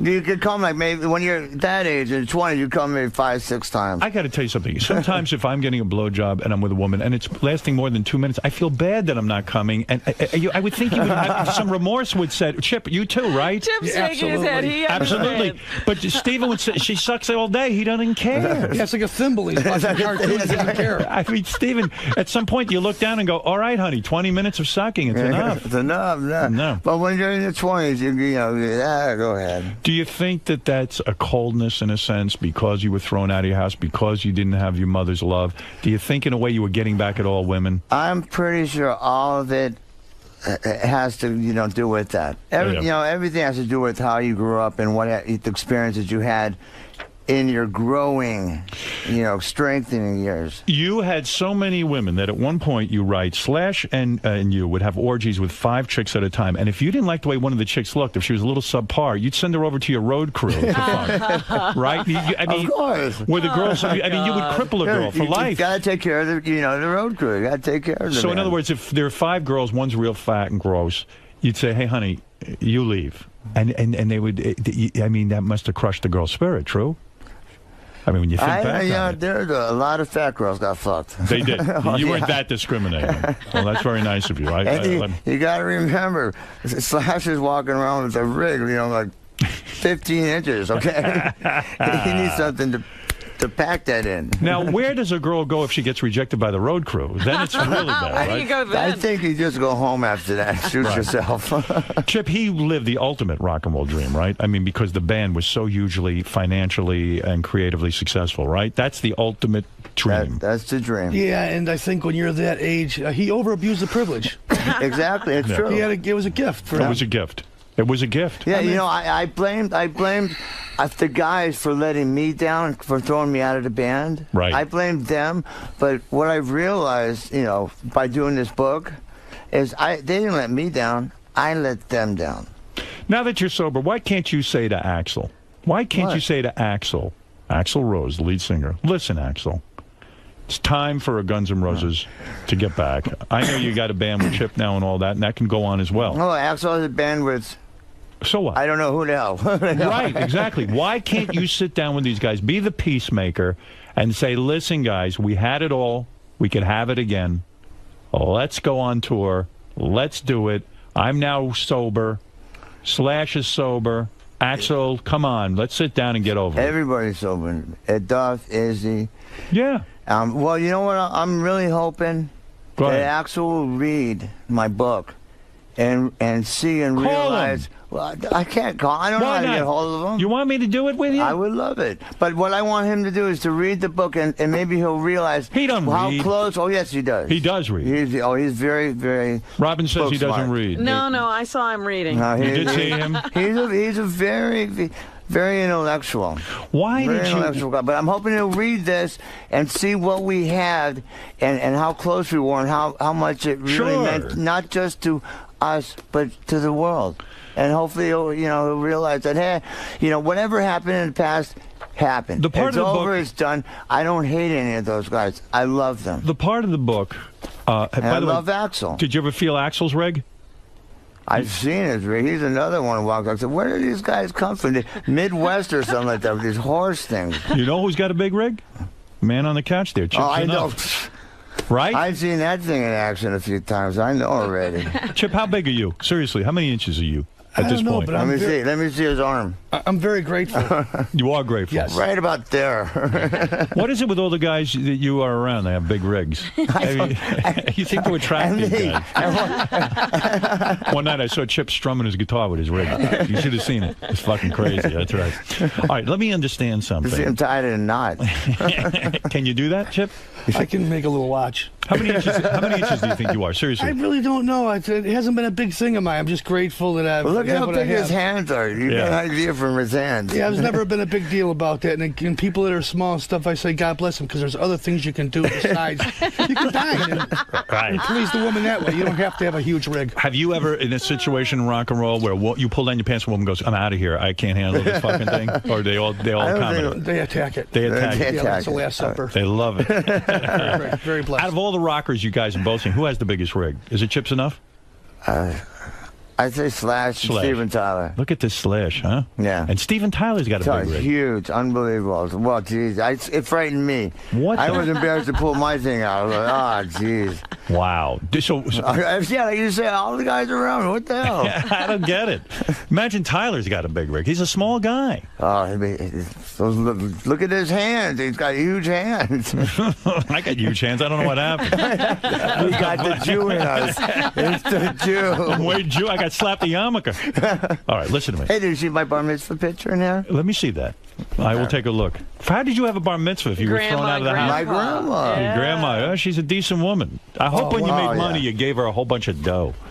Oh, of course. You did? Okay, let me see. At the bar mitzvah. Look, it's you doing the baruchas. Look at that. There you go. Talk to me about something. You see your picture in there? Here's something. Let me see my picture. Yeah. I didn't know I made it in the book. You're such a jag-off. You didn't even look at this, did you? I'm going to look at it. Son of a... You think I know how to read? Let me see this. Oh, yeah, look at this. Look what's going on. Look how handsome I am. Holy mackerel. Chiseled. How chiseled. Good Lord. Hey, so Stephen, beautiful. Yeah, well, this is, I think, for you. You keep Thank you. Is it autographed? No, not yet. Later. All right. Stephen, I didn't understand something from the book. You say that, you only smoked heroin, you were afraid of needles. And then at one point you said, fuck it. And then you started shooting up. Well, I was so naive to it that when I watched Izzy and Slash, shoot up, I didn't even know that they had to put it in a vein, or find the vein, put it in there, draw blood. I thought they just stuck it in their arm anywhere and just shot it in there. Yeah. Right. Who knew? I had no idea. Right. And then one night I let Izzy, do it. I said, everybody in the band, well, not Axel, but the other guys, we were all partying. Right. And I want to be a part of the band. I want to, they were all in one room partying, right. And I was in a room by myself. And I was like, I want to, be a part of it. So I did what, try with the band. You were left out of that room because you weren't shooting up. Yeah. And so you felt, in a way, it's such weird peer pressure. Abandonment, oh my God. Another abandonment. You wanted to be part of the group. I'm learning so much. Exactly. And wow, I didn't even realize that until just now. God damn it. Hey, by the way, I'm looking at the pictures here. Look at this picture. This is a picture of Steven Tyler's cock. It's huge. I can't believe it. Well, the book is called, let me tell you what's going on. Stephen Adler's book, My Appetite for Destruction, is in stores now. He is now an author. Yes. Yes, just like yourself. I want to be a prize-winning author like you. Band-wise, I'm excited you're with Chips Enough. Yes. I love Chip very much. I love my Chippy. And the new... My Chippy Poo. Chippy with the big cock. The new band is called Adler's Appetite. Yes, sir. Everything is appetite. The book is appetite. Well, appetite, it just worked for me. It says it all. It's a very powerful word. And what is it? You got an album? I got it. Well, we got a single. Right. That I'm hoping that you'll debut for us All today. right, I'll play a little bit of the single. No, the whole thing. Whole fucking thing? The whole fucking 2.5 minutes. Okay. What is this song? You wrote this song? Yeah, the whole band wrote this song. Who sings? We got Ricky the Rig Stitch singing. Yes. Another Rig. Right. See, all around me, the Rigs. Right. Jesus. Go ahead. We got Alex, the Prince Grassi, on guitar. Right. Yes. Michael, Mr. T. Thomas. Right. On lead guitar. And Tips Enough, of course, on bass. Right. My rhythm brother. Right. And the Snaggletooth Jag-off myself. Right. On drums. Look at that. So you got the whole new band, and you guys will be out playing and all of that. Yes. Someone once told me, for drummers, it's a weird gig sometimes. That sometimes a drummer will go to a club, get paid to play the drums to the album, like you, in your case, a Guns N' Roses album. Well, I played with the DJ a few times, not to the Guns N' Roses record, but to other people's, songs. So you can show a lot of fun. Yeah. And people will watch you play the drum. Because I know Tommy Lee does that as well. Yeah, I did the same thing. And the Charles Barkley? Travis Barker. Travis Barker, yeah. He does that too? Yeah. Really and you still got the big mansion where Chip is now holed up, right? Yeah, oh yeah. Yeah, and so you didn't lose your money after all these drugs and everything. I lost a lot of it for a while, but once I sobered up and got my life back together, I started getting it back. Nice. Well, once I stopped giving it to the Colombians and the Mexicans, and then I started seeing that my way. I am making money, Good. So I You're got to making money. save some. Good, I like that. I like to hear that too. And you were friends, of course, with the late great Sam Kinison, weren't you? Of course. But you were not a fan of Jessica Hahn for some reason. Why is that? You didn't like when he was dating her? I really don't give a shit. You don't give a shit about her. All right, so I mean, nothing against her. Actually, I was in rehab with her. Oh, no kidding? No kidding. Oh, I didn't know that. Yeah, just remember that. Never did her. Never hooked up. Yeah. No, what a shame. I used to hang with Kinison a long time ago, too. Yes, at CC's house in Mulholland Drive. Poison, right. Yeah, everybody we'd stay there till 4 or 5 in the morning down in CC's basement. They had a Brinks truck full of blow, and we would just jam all night, and it was great. Donnie V on the drums, put 2 cigarettes in each hand. Oh, Jesus Christ. Steve Lukather, I shouldn't be saying these names. I don't want to be disrespectful. Like all these guys are great players and terrific prolific musicians. Right. Not everyone was doing coke. Let's be fair. Most were. The coke was just sitting there. It was nobody was doing coke. Everybody was bumping back then. It was fashionable. I think when just in one night, I ruined $1,000 worth of coke just trying to cook it up. No kidding. Turning it into mush. People were mad at you, I bet. Too much baking soda. Did you guys ever date any famous women? Cook. Did you ever get the famous? I know you'd say in your book you had a little thing with Rachel Hunter. She was a great beauty. Beautiful woman. You had her when she was 18, but you never had sex with her, did you? You never had. Oh, you did. You banged her. Look at you. I don't want Rod Stewart calling me up again. I love Rod Stewart. I respect and love Rod Stewart too much. Rod called him? Oh, yeah. Why did Rod call him? Because he was pissed that I mentioned that I made out with his future wife. Rod said that I'm going to send him over there to kill you. And I'm calling, dude, I love you so much. I can't believe you're calling me. Wow, you want to kill me? What did you do the wrong thing? Why? Because you were into Rachel Hunter? I mentioned it in an interview. It wasn't while he was seeing her, right? No. But when I mentioned it, he was seeing her. Is that why in the book you say you just made out with her? You don't want to say you fucked her? I don't want to disrespect her. And I don't want to. I look up to Rod too much. Aren't they divorced now? I mean, I don't know. I mean, what is this? I mean, come on, Chip. Right, it's rock and roll. I think they had some children together. Ass. I ate it. What Chip's explaining? What is this? I think they had some children together, and they, out of respect, he don't want to hear anybody speaking about the kid's mom like that. And I understand it. Steven says too he dated Christina Applegate. She's a beauty. Wonderful woman. Yeah. Actually, her mother's birthday is on the same day as my birthday, and we were up at the Magic Castle or 𝗦𝗵cie𝘄𝗿𝗱. Yep. And for my birthday, and she was up there, and I got to see her. She's very beautiful. Why don't you marry that broad? What was wrong with her? Nothing. I was too fucked up, and she had too much going for her. Yeah, she said, hey, I can't hook up with this guy. He's going to embarrass me. That's right. See, look what I did to my first wife, poor thing. Says here you even had sex with porn star Tabitha Stevens. Is that correct? Is that right? On your show, the first time I did it in your green room. Is that right? You fucked in my green room? Wait a minute. Oh, yeah. Chip, what do you make of that? He'll leave banana juice anywhere. No, it's not banana juice, Chippy. It's pineapple banana juice. Oh, man. I didn't know that was going on in our studio. Oh, yeah. Did you eat Rachel Hunter's ass? I like it was going on in style. Love. You're the man. You're the man. Look at you. All right, so the new band is called Adler's Appetite, as you know. Chip's enough, a great player. Chip, you married still or what? You're divorced, right? No, I'm single. You're single? Yeah, I think that's the best thing for the right now. Yeah. Devote my attention to the band. Put your attention on the band. We're in a different time right now. You can come up with a great song and put it instantly on iTunes and Rhapsody and eMusic if you have a name. Right. A new band, it can't be done, but for guys like us who have a history, yes. Bingo. 1, 2, 3 until you get 10 songs, then put the record out. Right. Yeah. Why make the fans wait all this time? This is the marketing plan. Make a song, stick it right on the fucking internet, and let's go. And go tour. Yeah, and go tour. Well, look what happened. We were talking about that chick who did some single, and she was on that dance show or whatever. Yeah, just recently. So she did one single. Are you guys thinking of going on a dance show and maybe promoting me the and single? Chippy together? Right. Definitely. Would you guys team up and go on Dancing with the Stars and dance with each other? Well, our manager Marty has to look at the offer, but I'm interested. Vanessa, and we'll see what Vanessa So, Chip, you're single, you're at Steven's place, you're bringing some broads back there and banging once in a while? You're hitting it real hard over there? Nah. That's not the party. At this point in my life, it's who cares who drives the bus? Let's get to the picnic. Yeah. I'm not playing any games What does at that all mean, right now. You're not playing games? There's not much sex going on in my house. Robin. When is the last time? When is the last time you got laid, Chip? How long has it been? Months and months ago, my old girlfriend Susie that was here. You're kidding me. Yeah. Months? And can you believe this, what happened with you guys? I think you hit a certain age and you lose that. Yeah, you don't care I'm anymore. more focused I want on to focus doing good on things. other things. I want to focus on important things. As Grandpa would say, we're not built to last, but hopefully our work is. Yes. I don't know what the picnic is or the bus, but it sounds like you've matured. In some way. That's right. That's right. So it's all good. Is Chip saying he likes going to picnics? I don't know. I don't know. And Steven, you getting laid, or is it like? There's no sex going on in my house, in my life. Look at this. He had a girlfriend during the show. What happened to her?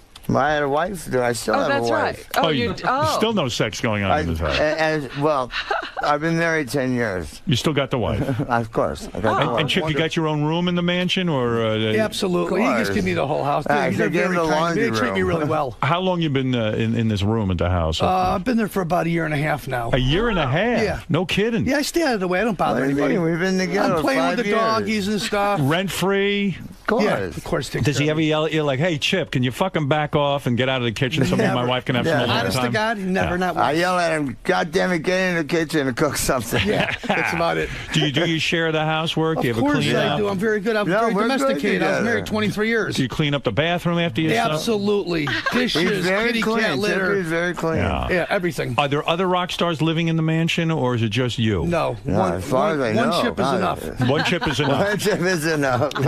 Do you ever feel self-conscious being in the house? Like, oh, gee, maybe Stephen and his wife want to be alone, or That's maybe the I'm only in the thing way? that bothers me sometimes because I cherish their relationship. I know it's like the sanctity of a marriage. Yeah. I try to stay out of the way. I don't want to bother him too much. But then he yells at me, "What are you doing? Get over here!" And what happens if you're sitting in a room, you're watching TV, Stephen's there, the wife's there, and you are watching a show, and Stephen wants a different show? Is it you have to acquiesce to what That's Stephen one wants? thing that I lost. I don't have any rights at all. You have no rights. Yeah, when he goes to bed at 3, 4 in the morning, Yeah. I'll sneak and change the channel and put on something to see the news, some kind of current event to see what's going on in the world, because all day it drives me crazy. It's Family Guy and all the cartoons and stuff, and I'm losing my mind there. Do you ever say, "Gee, I like the guy, but maybe intellectually, you think you could step it up and stop watching cartoons"? Well, actually, those cartoons are very well written. They are well written. Seth MacFarlane's a genius. Do you think because his childhood was taken away, he's obsessed with the cartoons Yes. and he's living it? Yeah, and the You last do. thing I want to do is be a wheel. I don't want to stop it. I think he's enjoying his life, and I don't want to be anywhere where it's going to... Would it be fair to say that Stephen should give you a night where you get to be in control? No, I don't pay any bills no or anything control. there. Not with the TV. No. Do you ever find yourself getting attracted to Stephen's wife? You're around her? And I would say it right now because she's very, very attractive, but not at all. No. I'm an older guy right now, and I just like I Stephen looked at your doesn't get wife or something. I don't look at her like that. Stephen doesn't get upset or jealous sometimes. She comes down in her 90s. She's got her tits are out. I look at her like a beautiful sister. Have you ever accidentally seen Stephen's wife running around the house nude? No comment. I haven't even seen my wife running around the house nude. She never cuddles with you. Like Stephen gets into a knockdown, drag-out fight with her. She comes, "Chip, I have to talk to you." No. She's in her negligee. She's like, "Chip, he's a monster." And you start hugging her, and then one thing leads to another. No, that's a pretty good story. You are a troublemaker. That might be for the Chips You're an Enough book. instigator. I'll have you out of the house in a day. That might be for the Chips Enough book at HarperCollins. Were you ever taking a bath and she comes in and starts to sponge bathe you? I don't take baths. That's very... Have you ever caught her coming out of the shower and you start to dry her off with a towel? Dude, I'm telling you, I haven't even seen her naked in the house. She's getting it somewhere. She's It's got to my be with wife. this guy. He's taking care of her, I'm sure. Yeah, right. Who knows? Dude, all I know is I learned the reason that I still have a wife is because I learned a secret. Yeah.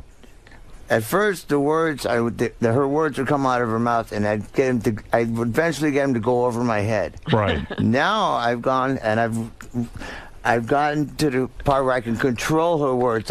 The words leave her mouth; they don't even hit my ear. Really? It's like, "Chippy, did you hear something?"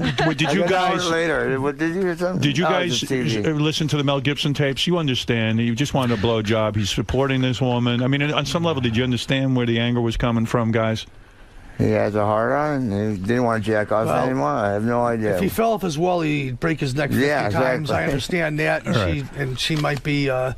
she's mother of some of his kids, right? Right. One. I thought I he said think his once you have children together, we have to stay out of that. Sanctity of marriage is so important. It's up to guys. The couple. To Would you take care ever of that. consider letting Mel move into Stephen's house with you guys and He maybe sounds like hanging a fun out? guy. I wouldn't even consider him getting in the car with me. For one, I'm a Jew. Right, yeah, you don't like him. No, you don't like me. Right. Ralph has a question for you boys, and then, of course, we'll get to the music. Ralph, go ahead. Hey now. Hey now. Kind of two questions. Did Kinnison have a big rig?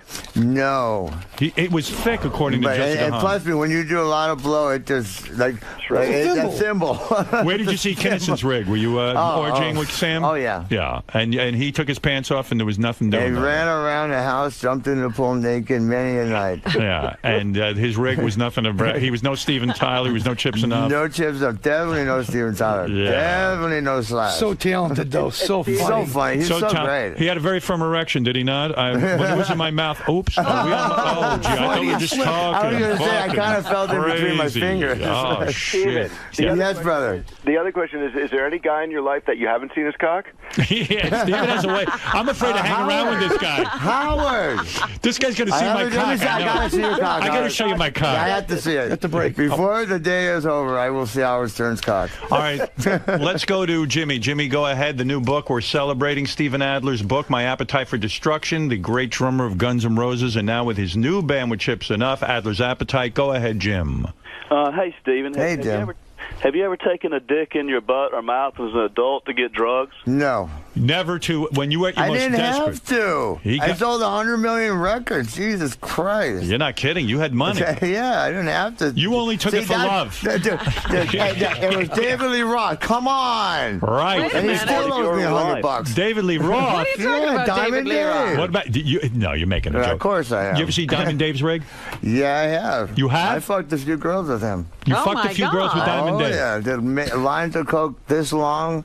And did Diamond... He's got a firm rig. He does. Yeah. He's no Slasher or Steven Tyler, but me and him could get along together. He's in the second tier, David Lee. He's got a big rig, but it ain't legendary. No, it ain't legendary. Oh, my God. Isn't that something? He's legendary. Man, you fuck so many girls with other guys. It's crazy, huh? You ever fuck... Well, look at pornos. That's what they're all about. Isn't that what everybody wants to do? Steven, did you ever fuck a girl, like, at the same time, like, with Slash? Like, was she doing, like, putting you in the mouth and he's doing her in the vagina?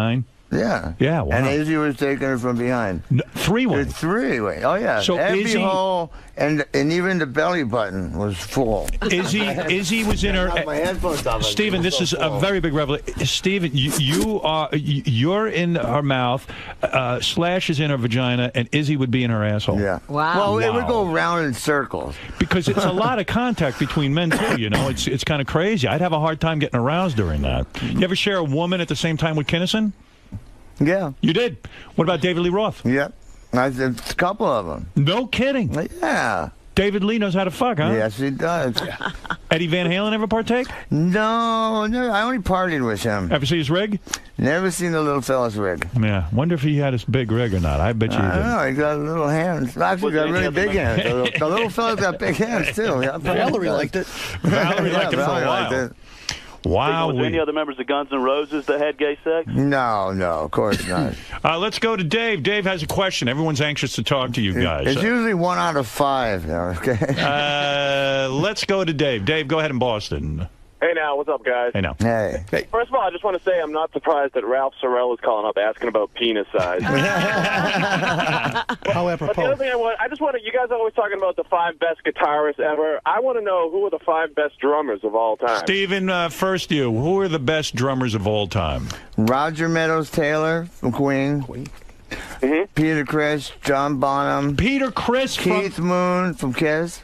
No kidding. Really? He was that great. Oh, Peter Criss, amazing. Yeah. He got such a great swing. Listen to those old Kiss songs. John Bonham. Absolutely, Bonzo. Who else? Who are the other two? Give me 2 more. Alex Van. Oh, no. I'm sorry, Taylor Hawkins. Yes, a Foo Fighters. Yeah, amazing. I finally got to meet him. I didn't get to fuck anybody with him, but I did get to meet him. He did tell me he fucked a lot of girls to Appetite for Destruction, though. He did. That's yes, good. He did. Who was girthier, Peter Criss or Alex Van Halen? Alex Van Halen. No, I said Peter Criss. Peter Criss, because he's got that great swing. Don't you think Alex Van Halen is underrated? I mean, totally amazing player. The fucking guy. He does on drums what his brother does on guitar. Yeah, right. But he doesn't get the acknowledgement. Well, not that many drummers do. I'm so thankful that I'm getting, I get the love and respect that I do as a drummer. Were you taught as a child, or were you a prodigy on the drums? Yeah, no, I had to learn from second to second, beat to beat. I learned from watching people, listening to records, hanging out at the clubs, the nightclubs. Never had lessons? Never had. Actually, I started taking lessons about 4 months ago. No kidding. Yeah. Why? You're one of the best. Because I want to better myself. I want to be a better player. Who is teaching? Who is qualified? 𝗵𝗵𝗄𝗏. He's qualified? He's an Australian teacher. Yeah, he teaches me how to play double bass.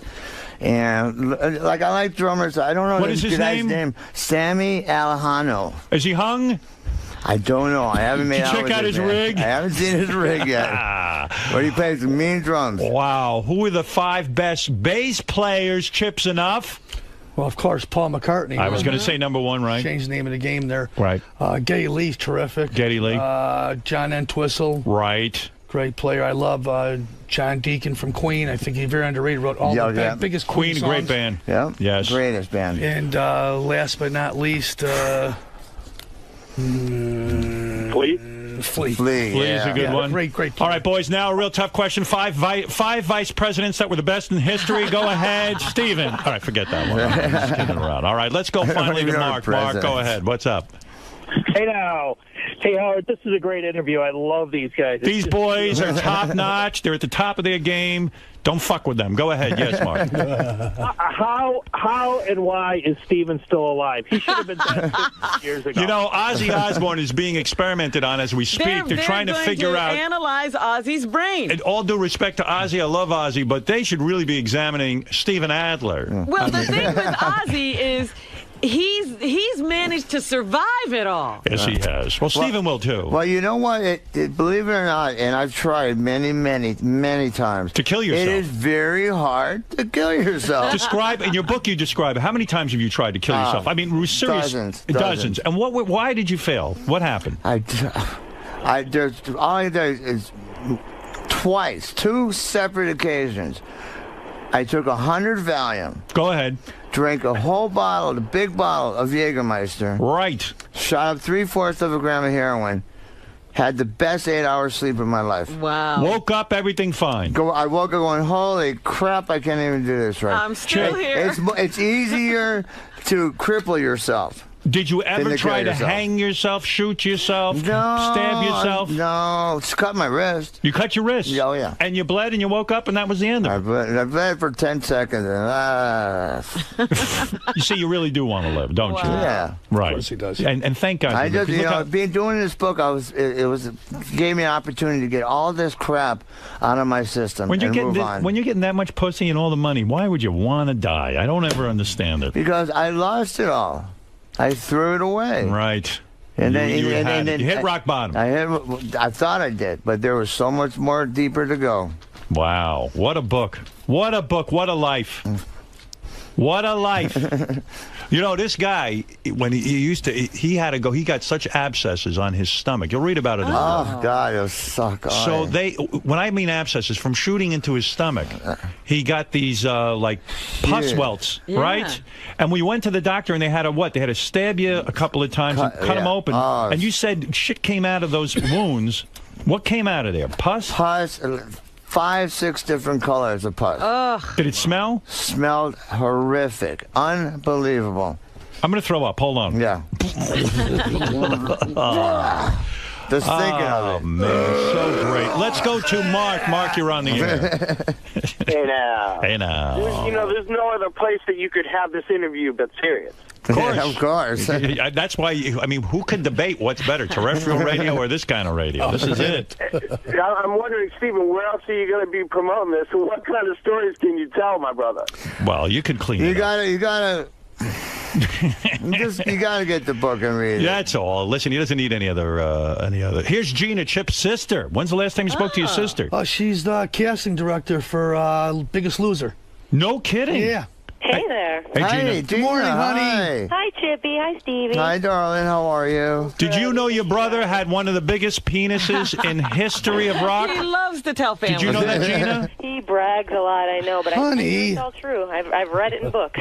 Gina, it's legendary. Have you ever seen it? Did you see him when he was a baby? Are you older? No. I didn't see it when it was a baby. I've actually never seen it. You never got to see your brother's penis? No. Did you ever show Gina your penis for any reason? No. When he was a baby, you didn't walk around without a diaper? I'm way older. I wonder if it was... Oh, you are way older. Yeah.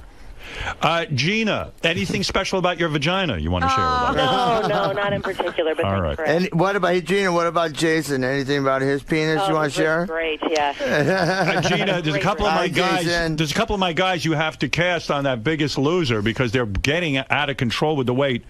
And we're still having open calls in 5, 6 cities for the next 2 weeks, so they should come out to one of them for sure. I'll give them a VIP pass. very good, Gina. Thank you. Do you think they could make it on? They're getting such big people for Biggest Loser. If they've got at least 100 pounds to lose for men or 80 pounds for women. Hey, let me ask you something, Gina. When you're doing the casting, if you don't mind, boys, if I ask No, Gina no, a question, 'cause I'm Gina's curious great. about this. Sorry, I don't mean to. No, you're wonderful. we Go love you. for it. When you look at the fat people, I would think you got to do more of this. You got to say to yourself, gee, if they lost weight, I got to find someone who's going to look fantastic and hot when they lose the weight. And within the show, they could get down to a normal weight. Right. You are both 100% right. We met a girl in Denver who I pray makes the show. She was fantastic. And all I could do is look at her and say she would be so beautiful. That's the key. That's the key. Gina, I got to tell you something. I watched the show. I know. The reason I got disillusioned, these people would lose weight. They were uglier than when they started. I was like, why are they wasting their fucking time? You got to get people who get hot. It's Cinderella. That's all I'm saying. All right, Gina. Thank you, darling. All right, we Lovely girl. Love you. Give Hollywood Gilman our love. Go see Adler's Appetite. They're amazing. They play the entire Appetite for Destruction album plus the new single Alive. Is that right? Yeah, yeah. I didn't know you did Appetite for Destruction. Yeah. Chip, you know all those songs? You got them down? Of course you guys. Learned them from Duff. How Steven is still alive. It's because he's got a whole life ahead of him yet with this is coming up. It's amazing. He should be dead 20 times over, I'm sure. I tell you, you go and your brother's some bass player. Love You're you, proud of him, I bet, Oh right? my God, Howard, you've been a fan of his for 20 years. He's one of the best. It was the anniversary of Baba Booey. He's been Boy Gary. I've been hearing him talk about since for 20 years. That's so. right. All right, Gina, thank you. We love you guys, Howard. That's Love you, Gina's honey. enough. Love you, honey. Give Gina's Rob my enough. Love you guys. Love you, honey. Gina's Cara, enough. too. There's enough name going on and on. A lot. I didn't know your sister was Isn't that great? famous. She's a casting director. Yeah, absolutely. His daughter's a big actor. Yeah. Your daughter's a big actor? Yeah, my daughter Tara, she just did play Last Little Whorehouse in Texas. And she did Grease? Yeah, she did Grease. She's terrific. Yeah, No wonderful. kidding. Yeah, Where's she's she gonna live, be in a star. L.A.? She's out in Newport Beach, with her mother. Yeah, you still talking to the mother? Yeah, get along great, just like you still talk to Ellen. Sure. Yeah, of course. Absolutely. Yeah, Yeah. There's nothing like I'm saying yes. Families forever. Family. See, I've been married 10 years. There's no sex going on. No, I'm married. I'm married. I'm like my grandparents. My grandma has her room. My grandpa had his room. And they met in the middle. I'm married. I got laid last week. Look at me. We've been with my small rig. All right, listen. Let's listen to a little music. I'm going to play the boys out with this. This is their new single. As I said, these two great friends of the show, Steven Adler and Chip's Enough, come in here. They promote. They tell you what's going on. They're honest with you. And now it's time for you to listen to their music. This is new music. And I guess you can get this on iTunes. Or Today. With the book. You get a free download of the song. Hey, when you live at Steven's house, if you want to have guests over, do you have to get permission from Steven first? I guess you got to go to, he's sort of the big daddy. Yeah, besides, Dave Mancini / his guy or Hollywood Gelman or my buddy Wendell Reid, I can't bring anybody over. Or Jason. He prefers that I keep everybody out of there. But, of course, if my daughter or somebody came by to visit, he'd let him come. You're all right with his daughter coming in? Yes, he loves my family. Can he bring his dates home, or do you want him leaving the... There's no dates. We don't have time for dates. Who gives a crap about What if he gets a date? I got all my dates, and he got all his dates out in the 20s. All right. Well, sounds like there are rules staying over Steven's house. I think so. Yeah, well, I'm sorry you can't bring a date. Maybe you talk that out with Steven. I know when you asked me to come to your pad, I could have bring dates over there at the little servants' quarters. Sure, I'll stick you over at the servants' quarters. Sure, yeah. All right, let's put you in a little French maid outfit. All right, listen to me. This is the new single. It's called Good to Be Alive. Adler's Appetite Online.com. You'll get every information, anything that we're doing, recordings, touring, merch. Don't you love that Steven's singing through your plug? You're trying to sell it. He's not very respectful. I'm saying hi to sometimes. somebody. Yeah, okay. I'm doing a secret hello. Hi, Wendy. Oh, you're very Wendy, stay away. Thank you. All right, here we go. Good to Be Alive.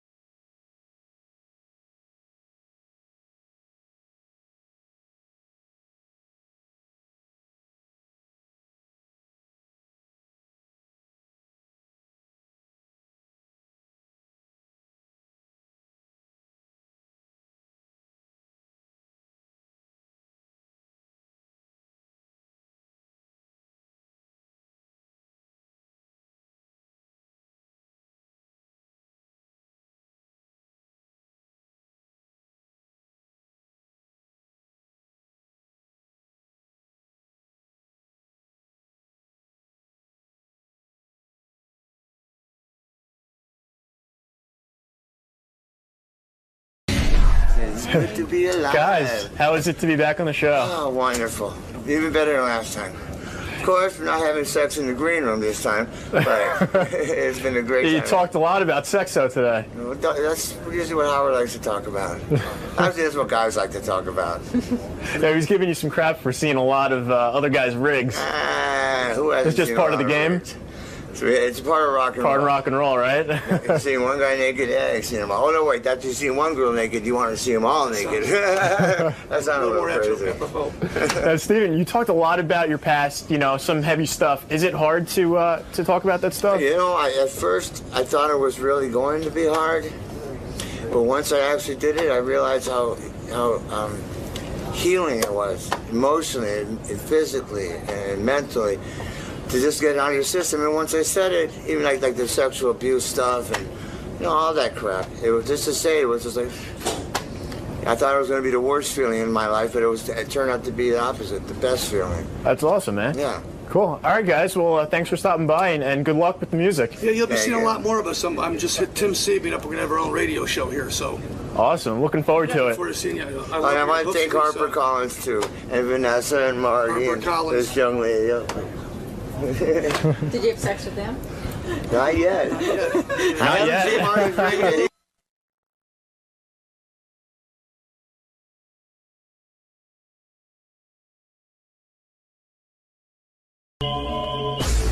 Are lined up in front of microphones. Yes. Well, we're doing a bit in a couple of days where some super fans are going to come in and battle it out for money. And they're going to go up against the crew here. And who's the crew here, Gary? It's you and Fred, right? And we need a third. Right. So we're looking for a third. I'll tell you how this came about. So we needed 3 of our guys to go up against 3 fans. 3 super fans. Of the Howard Stern Show. Okay. So Gary said, look, I know the most about the Howard Stern Show. It definitely should be him. I'll go up against the fans. They said, then everyone agreed that Fred should go up against the fans. I think with Gary, you've got a slam dunk, period. Well, we'll see. And if anything he doesn't know, maybe I can fill it in. So anyway, I think the third guy was John Hein. And then a lot of guys started going around the station going, why the fuck is John Hein the third guy? Or maybe Ralph even. Yeah. Well, a lot of people got really upset and said, you know what? I know more about the Howard Stern Show than John Hein does. I've been working here longer and I know shit. So I said to Gary, you know what? Let's test some of the guys. Okay. Let's find out. All of these guys say they know more? Yeah, and I'm going to ask each guy to go down the line, give their name, and say why they think they're such an expert on the Howard Stern Show. You got quite a lineup here. Yeah, here's the lineup right now. Go ahead, number 1. I've been a super fan, Howard. Who you are. What happened here? What's the matter? Nothing. Huh? What are you doing, Tim? Sal doesn't know shit. Sal doesn't even hear the directions. Yeah, Sal can't even get the... Sal, give your name and then say your... I'm Sal, I don't know shit. Let's move on. No, Sal, why do you think you're the... Well, obviously, I've been a super fan since 1987, back in the NBC days. Okay. I worked for you. So he was a super fan. I was. Number 2, give your name and give your, I'm 𝗵𝗵𝗿𝗱. I'm a producer here. I've worked at WYSP since 1989 and then WJFK until 2002, 2003. And you think you know more about the show than Sal? I think I do, yeah. Yeah, and you think you'd be a better third to go with Gary and Fred against any super fans? I know a lot of stuff, I think. All right, very good. Number 3, give your name. Richie Wilson from Howard TV. And why are you so qualified? I won the last Stern Staff Trivia Contest. Ah. Oh, you did? Yeah. Qualification. When Sal cheated, remember? All right, yes, that's right. Number 4, go ahead, please. Who are you? Hi, I'm Brian from Howard TV, and Right. I've been listening for 23 years, and I'm ready. All right, very good. Benji. Oh, Hardwire A. Thank you. Yes, Benji. I'm Benji, and I've been a big fan since 2006. Okay, Tim. I mean, who are you? Number whatever. Go ahead. Tim Sabian. I've worked with the show since 1991 and been a fan since you left NBC. You think you know that much about the show? Yes, I do. All right, and finally we have. Hey, it's Jason Kaplan. I was literally breastfed to the show. Have not known life without the Howard Stern Show. That's disgusting. All right, very good. Self-breastfed. That's disgusting. All right, so What we're going to do is find the third that are going to be teamed up with Gary and Fred. So you got a little quiz? Very simple. I'm going to ask a question. If you get it wrong, get the fuck out of here. All right, it's an elimination. It's an elimination speed round. And by the way, I just want to say... Get out of here. ...that our good friend from the wrap-up show, John Hein, I think is being a bit of a baby, isn't he? Why? He refuses to participate in it. So this is the word I got. And again, I'm getting a second here, but this is how it was told to me. Yeah. Originally, we came up with the idea of Gary, Fred, and John for a general trivia thing, right? So then when we went to this, John's name was in, and somebody who shall remain nameless stepped up to me and said, why is John the guy? I think I know more. And then we decided to do this. So I asked John, would he participate? And he said he didn't want to. And people think that John's not doing it because out of spite. All right. Huh. Who's that person? Who's the person? Who's the person? I think it's Jason Kaplan. Yes, it was me. I told John it was me.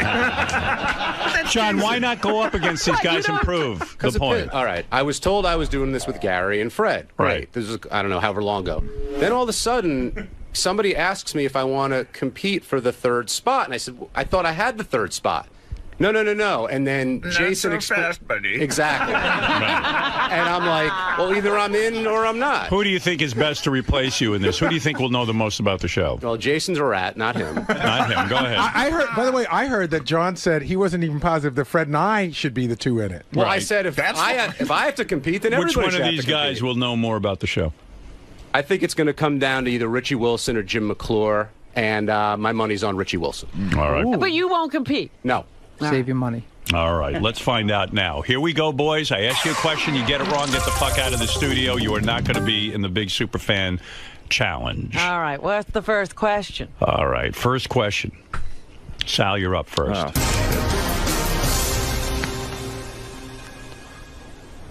What is Howard's bulldog Bianca's full name?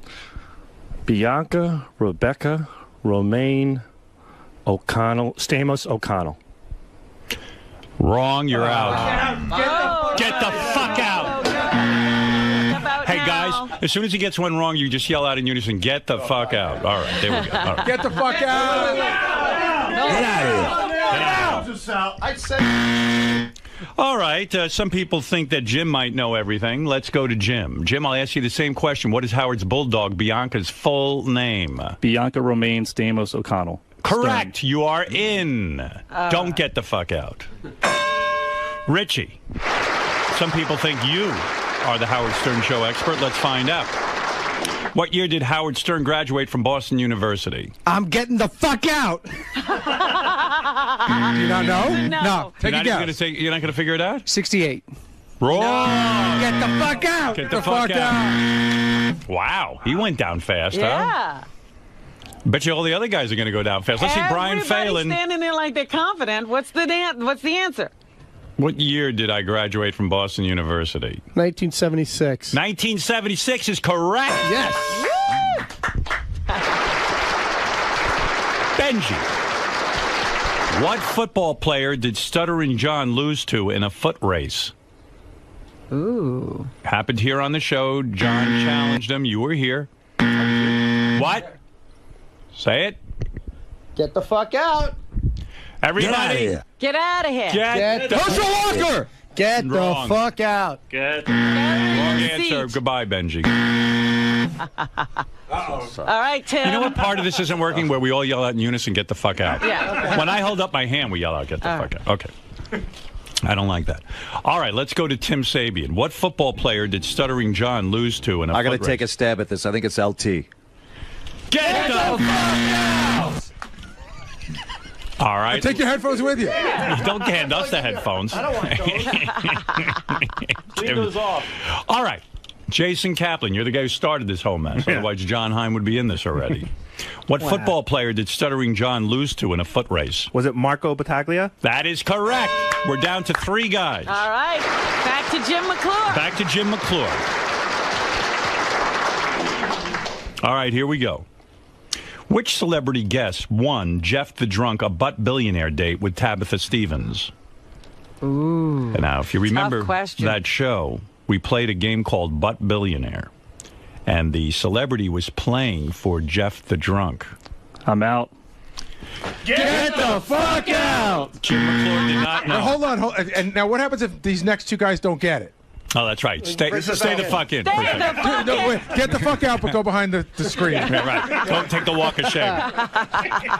Brian? Can I have the question again? Okay. Which celebrity guest won Jeff the Drunk a butt billionaire date with Tabitha Stevens? That would be Mr. William Shatner. Correct. Wow. And Jim McClure can get the fuck out. Jim, get the fuck out. Jason, did you know that? Yes, I did. Okay, here we go. Well, you can say that now. Which future whackpacker was first discovered online at the release of Howard's book, Miss America? Oh. Jason. I believe that is Crackhead Bob. That is correct. Yes, so we have 2 people left in the contest. All right, Brian. Yes. What celebrity was Howard and the crew talking about when news of the attacks of the World Trade Center broke out? Pam Anderson. Correct. Oh, boy. Jason Kaplan, what title does Mike Ganji hold for Howard TV? Oh. Senior producer? I might need a ruling on this. It's not. I'm getting a ruling from. What do you say? Well, why don't you Here's ask the problem. Brian if he can get it right? Brian works for Howard TV. Yeah. And all right, I'll just count the question. Is that senior? I'm going to say supervising producer. Yeah, that is correct. It's supervisor, but some people have called him senior producer. Right. I've heard the term. All right, so I'm going to let that slide. Thank you. Go to another question. All right, let's go to Jason. Jason, the onus is on you. What high school did Howard Stern graduate from? That's a tough one. Rockville Center? Well, that is correct, but it's not. It's called Southside. So I knew that. Yeah, so let's go to Brian, and Brian's going to finally. No, this is the final question. Yeah, There's if you get this right, you're the This guy. is it. What was the name of the black traffic reporter that Howard created while at WNBC? Mama Licka-Boo-Boo Day. Good enough. You're in. You Nice. Jason, that hold was on. not the the correct pronunciation. That's right. He said Mama Licka-Boo-Boo Day. He said Licka. Spell it out. It's pretty close. Mama It's Luca. Mama Luca Boo Boo. It's spelled Licka, though, no? No, Mama Luca Booble Day. Mama Liquor? You think it's like Liquor? No. He's not helping his case here. L-A-C-K-A, I thought it was spelled. Yeah, I'm giving it to him. Come on. I mean, give the guy a fucking break. Mama, Welcome to the team. Hey, all right. Let Brian Phelan in. Harry Belafonte's song. Come on, man. I got the right town. If he got the kind of spelling, can He we said go he one knew more? No, but Southside I High said School. Southside. I think these And you guys- said it's called You Southside. said it after Howard said Southside. Give All him right, you one want more to settle question. this? Here we go. You know, One more question. By the way, Here we go. Robin's right. When Jason didn't get it quite right, you should have thrown it to Brian to get Yeah, it exactly. yeah. You're right. You're right. All right. I fucked up. I'm a bad game show host. I blame You Brian. forgot your own game. All right. Okay, here we go. I'm going to give you a super hard one. Super hard. This is the I'll go to wheat Jason from the first. chaff question. Let go Jason first since you were doing better. Right. All right. Here we go. Howard Stern performed a spoken word opening to the song When the War Comes for which band's album, Jason? Blue Oyster Cult? That's correct. Did you know that one, brother? Yes, I did. All right. Another question. Here we go. All right, this is it. These are hard, by the way. Who did Baba Booey Gary replace when he started working for Howard Stern? Boy Lee. That's correct. Oh, gee, Look we at got you. a real runoff here. Okay. Here we go. This is it. You ready, Jason? Yes, sir. You think you can handle this? Yes, sir. All right. These are not easy. Been training my whole life for this. How old was Kenneth Keith Kallenbach when he died? I'm 36. What do you say, Brian? I'm going to say 30.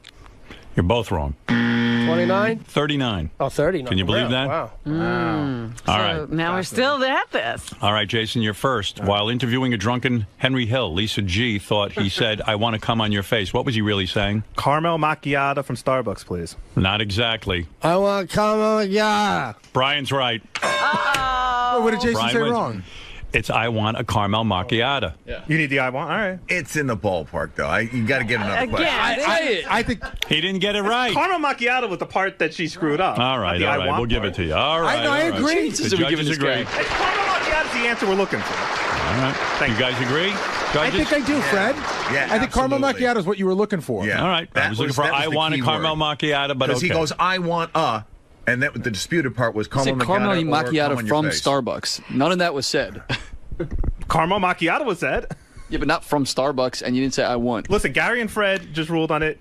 They ruled that he was definitely close in the enough. ballpark. Okay. Let's get a definitive question here. We're never going to be done with this. I know. Would you find a hard question? I want to throw them both out of it. Get the fuck out! All right, Jason, here you go. You're hanging on by a thread. Totally. In 2006, name the wife of the rock legend that let Howard touch her boobs. So in 2006. Ooh. The wife of a rock legend. That's right. Who let him touch her boobs? I touched her boobs. Carmen Electra? That is not correct. The Brian? wife of a rock legend. Uh-oh. In 2006? That's right. Trudy? Sting? Both of you got it wrong, so we're still playing. Oh, my It was Sharon God. Osbourne. Oh, right, okay. All right, here it is, boys. Jason, you're first. During what time slot did Howard have during his time at WNBC? What was my time slot? We had 2 time slots at WNBC. Well, I did. Weren't you on in the afternoon at first and in the morning? No. But they did move the show. No, there was one time slot. All right, then I'll say from 2 to 6 p.m. Afternoon slot. Was that right? No. That's not right. Okay. What is it, Brian? 3 to 7? That's right. Oh, well, there you go. Why do you say there were 2 time slots? Didn't they move the show? No, you know, Fred, I got confused too. They did that here. They did that at K-Rock. Okay. We did 2 to 6. 3 to 7 3 to was 7 the is right the correct. answer. 7. Brian, you win. Thank you. All right. Jason, even though one could argue that because you guessed wrong 2 to 6, he quickly put together 3 to 7. You know what? But I'm impressed with Brian's knowledge, and I do believe he should be the third. Yeah, I've got enough third chances here. That's right. Okay. Very good. All right, Brian, you're in. Get the fuck out. Get the fuck out, Jason. Wow. I wonder if now John Hein is saying I could answer all those questions. Who knows? Well, I give don't him want to 5 know. questions and see if he can do it. Well, it's a very busy morning around here. A lot of hoopla. A lot of arguing going on in the A halls. lot of carrying on out there. You couldn't have answered all those. Well, I ended up helping out Will with the questions once I knew I was out. Right. But I would have gotten, I think, most of them. Right. But so why didn't you partake in this? Because I was a little bit of a baby about it. Just prove I was like, that either you I'm in, deserve it. either I'm in or I'm not. Yeah, but prove it. Yeah, but don't tell me I'm in, and then all of a sudden come on. tell You me know I'm not things in. change around here on a dime. And it That's had all I'm nothing to saying. do with you. But I'll tell if Jason won that, I was going to freak out. Right. Because you gave him 3 chances. Right. He missed Southside, he missed Ganji's title, and he missed another caramel macchiato. All right, let's see how good you are. How much do Robin's breasts weigh combined? Before or after the reduction? Before. Who weighed my breasts? You didn't know we weighed your breath? We knocked you out with a drug? And I don't know. All right. Thank you, John. All right, John. Well, Brian Phelan will partake in that bit. Oh, I'm exhausted. Phelan, congratulations, man. I'm the winner. Finally, I get some Dewey here. Did you think you were, Mountain Dew. you knew more than all these guys? Yeah, I knew I was good at trivia, definitely. I'm pretty smart that way. Guys, what happened today? Johnny, Losers. hi, what a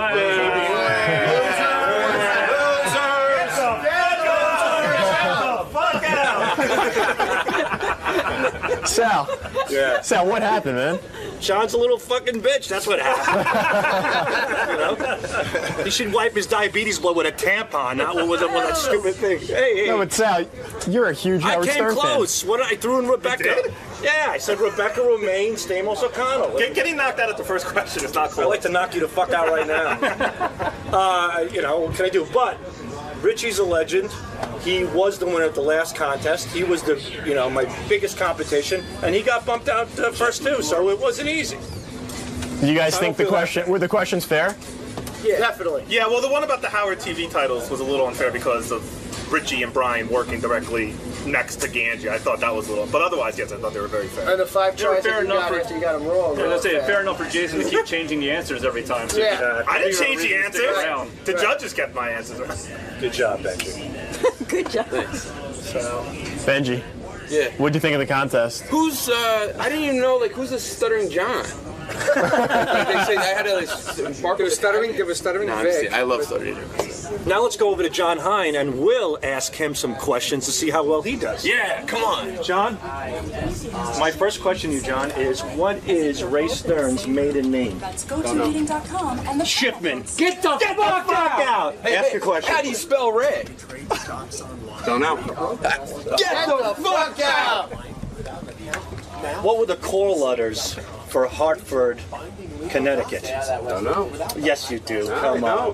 What a crybaby. I was upset that I was told I was in it, and then 2 weeks later, because Jason bitched about it, I was told that I had to compete for it. I think it's bullshit. So I'm not competing, and you saw what happened. They were all idiots. After hearing those questions, how do you think you would have done? I would have gotten most of them. Not all of them, but most of them. I think Phelan did a good job. He deserved to win. Jason, I lost like 3 times, so... And, you know, the guys who really don't know anything, like Sal, choked the first question. They blew it. But, Choke on this. But, you know, ultimately it'll be a good team, and I wish them luck. And I'll have the pleasure of writing all the questions for the contest, and we'll see how good they really are. All right, Lisa G is here with some headlines. Then we got to get over to the Mel Gibson tapes, and then we got to get to some other stuff, too. Let's go to Lisa G. Lisa. Glassberg takes shits at work. What do you have for us from the Howard 100 newsroom? All right, Howard, after 27 years of giving himself shots of insulin 5 times a day, John Hines decided to get an insulin pump, just What's like that? Steve Brandano.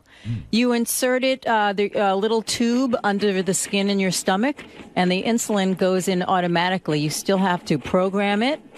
But where's the insulin coming from? I guess it's in the tube, I think. He'll have to tell you. So do you walk around with it like a colostomy bag? It's on the inside, isn't it? The little tube is underneath the skin, and then there's like it looks like an old-fashioned beeper, but it's small, and it reads you the numbers. How many? It seems to me like everybody's got diabetes lately. You know what I mean? Well, he's a juvenile. No, I know. I'm just saying. Diabetes person. It seems so like he was born with it. A lot of people are being born with this diabetes. I'll tell you what the problem is. Was his mother and John? Were your mother and father a diabetic or diabetics? There's too much breeding going on. This is the kind of thing that should be actually genetically bred out. Were your parents diabetics? I'm going to get to the bottom of this. I'm going to solve this problem. No, they're not. Where does this come from, this juvenile diabetes? My uncle had it and my grandmother had it. So the one I have is genetic. It has nothing to do with my weight or anything like that. If they didn't understand insulin, would you have died at birth? No, I got it when I have juvenile diabetes. It's not the correct term anymore. Let's say they didn't have this pump and this insulin and all this other. He would die. Yeah, if I didn't have insulin, I would die. The part of my body that produces insulin doesn't do it. Do you think in nature wants these people to die and then? Well, that would be natural selection. Right. The weaker of the species would die. Right. Early. They wouldn't breed. I'm lucky to be here. There are two types. Maybe you're ruining the rest of us. Well, there are 2 types of diabetes. All right, Hitler. Well, that's right. Why did you? So do your children have this? No, they don't. But there was probably a good chance they could. They could. My kids could get it, but there's so much more awareness now than there was before. When I got it when I was 27 years old. I was like, what is that? Am I dead? Like, what does that mean? I had no clue. So, and yeah, that's the pump. So that's where the insulin is. So the pump is in. The pump is here, and then it goes through this tube, which connects to me here. Is that better than sticking yourself? Yeah. Okay. And when you fuck your wife, you're connected up to that thing? You can disconnect it. Does she rub it? When you take a shower, do you disconnect? I tell her I'm bionic now. It works really well. And that Band-Aid, do you have to replace that Band-Aid every day? This is every 3 days you switch this. So this. Do you shower with that thing on? No, you take it off for a shower. What a pain in the ass. I'm sorry. Well, any diabetic has to do shots 4 or 5 times a day as is. Sucks dick. It does suck. It does. But there are a lot of people who are eating themselves into diabetes these days. That's the other type. Yeah. Like 85% of diabetics crazy. is obesity and all that other stuff. Yeah. Steve Randano and I were just blessed with it naturally. Only 3 million people are type 1 like John and Steve. Right. So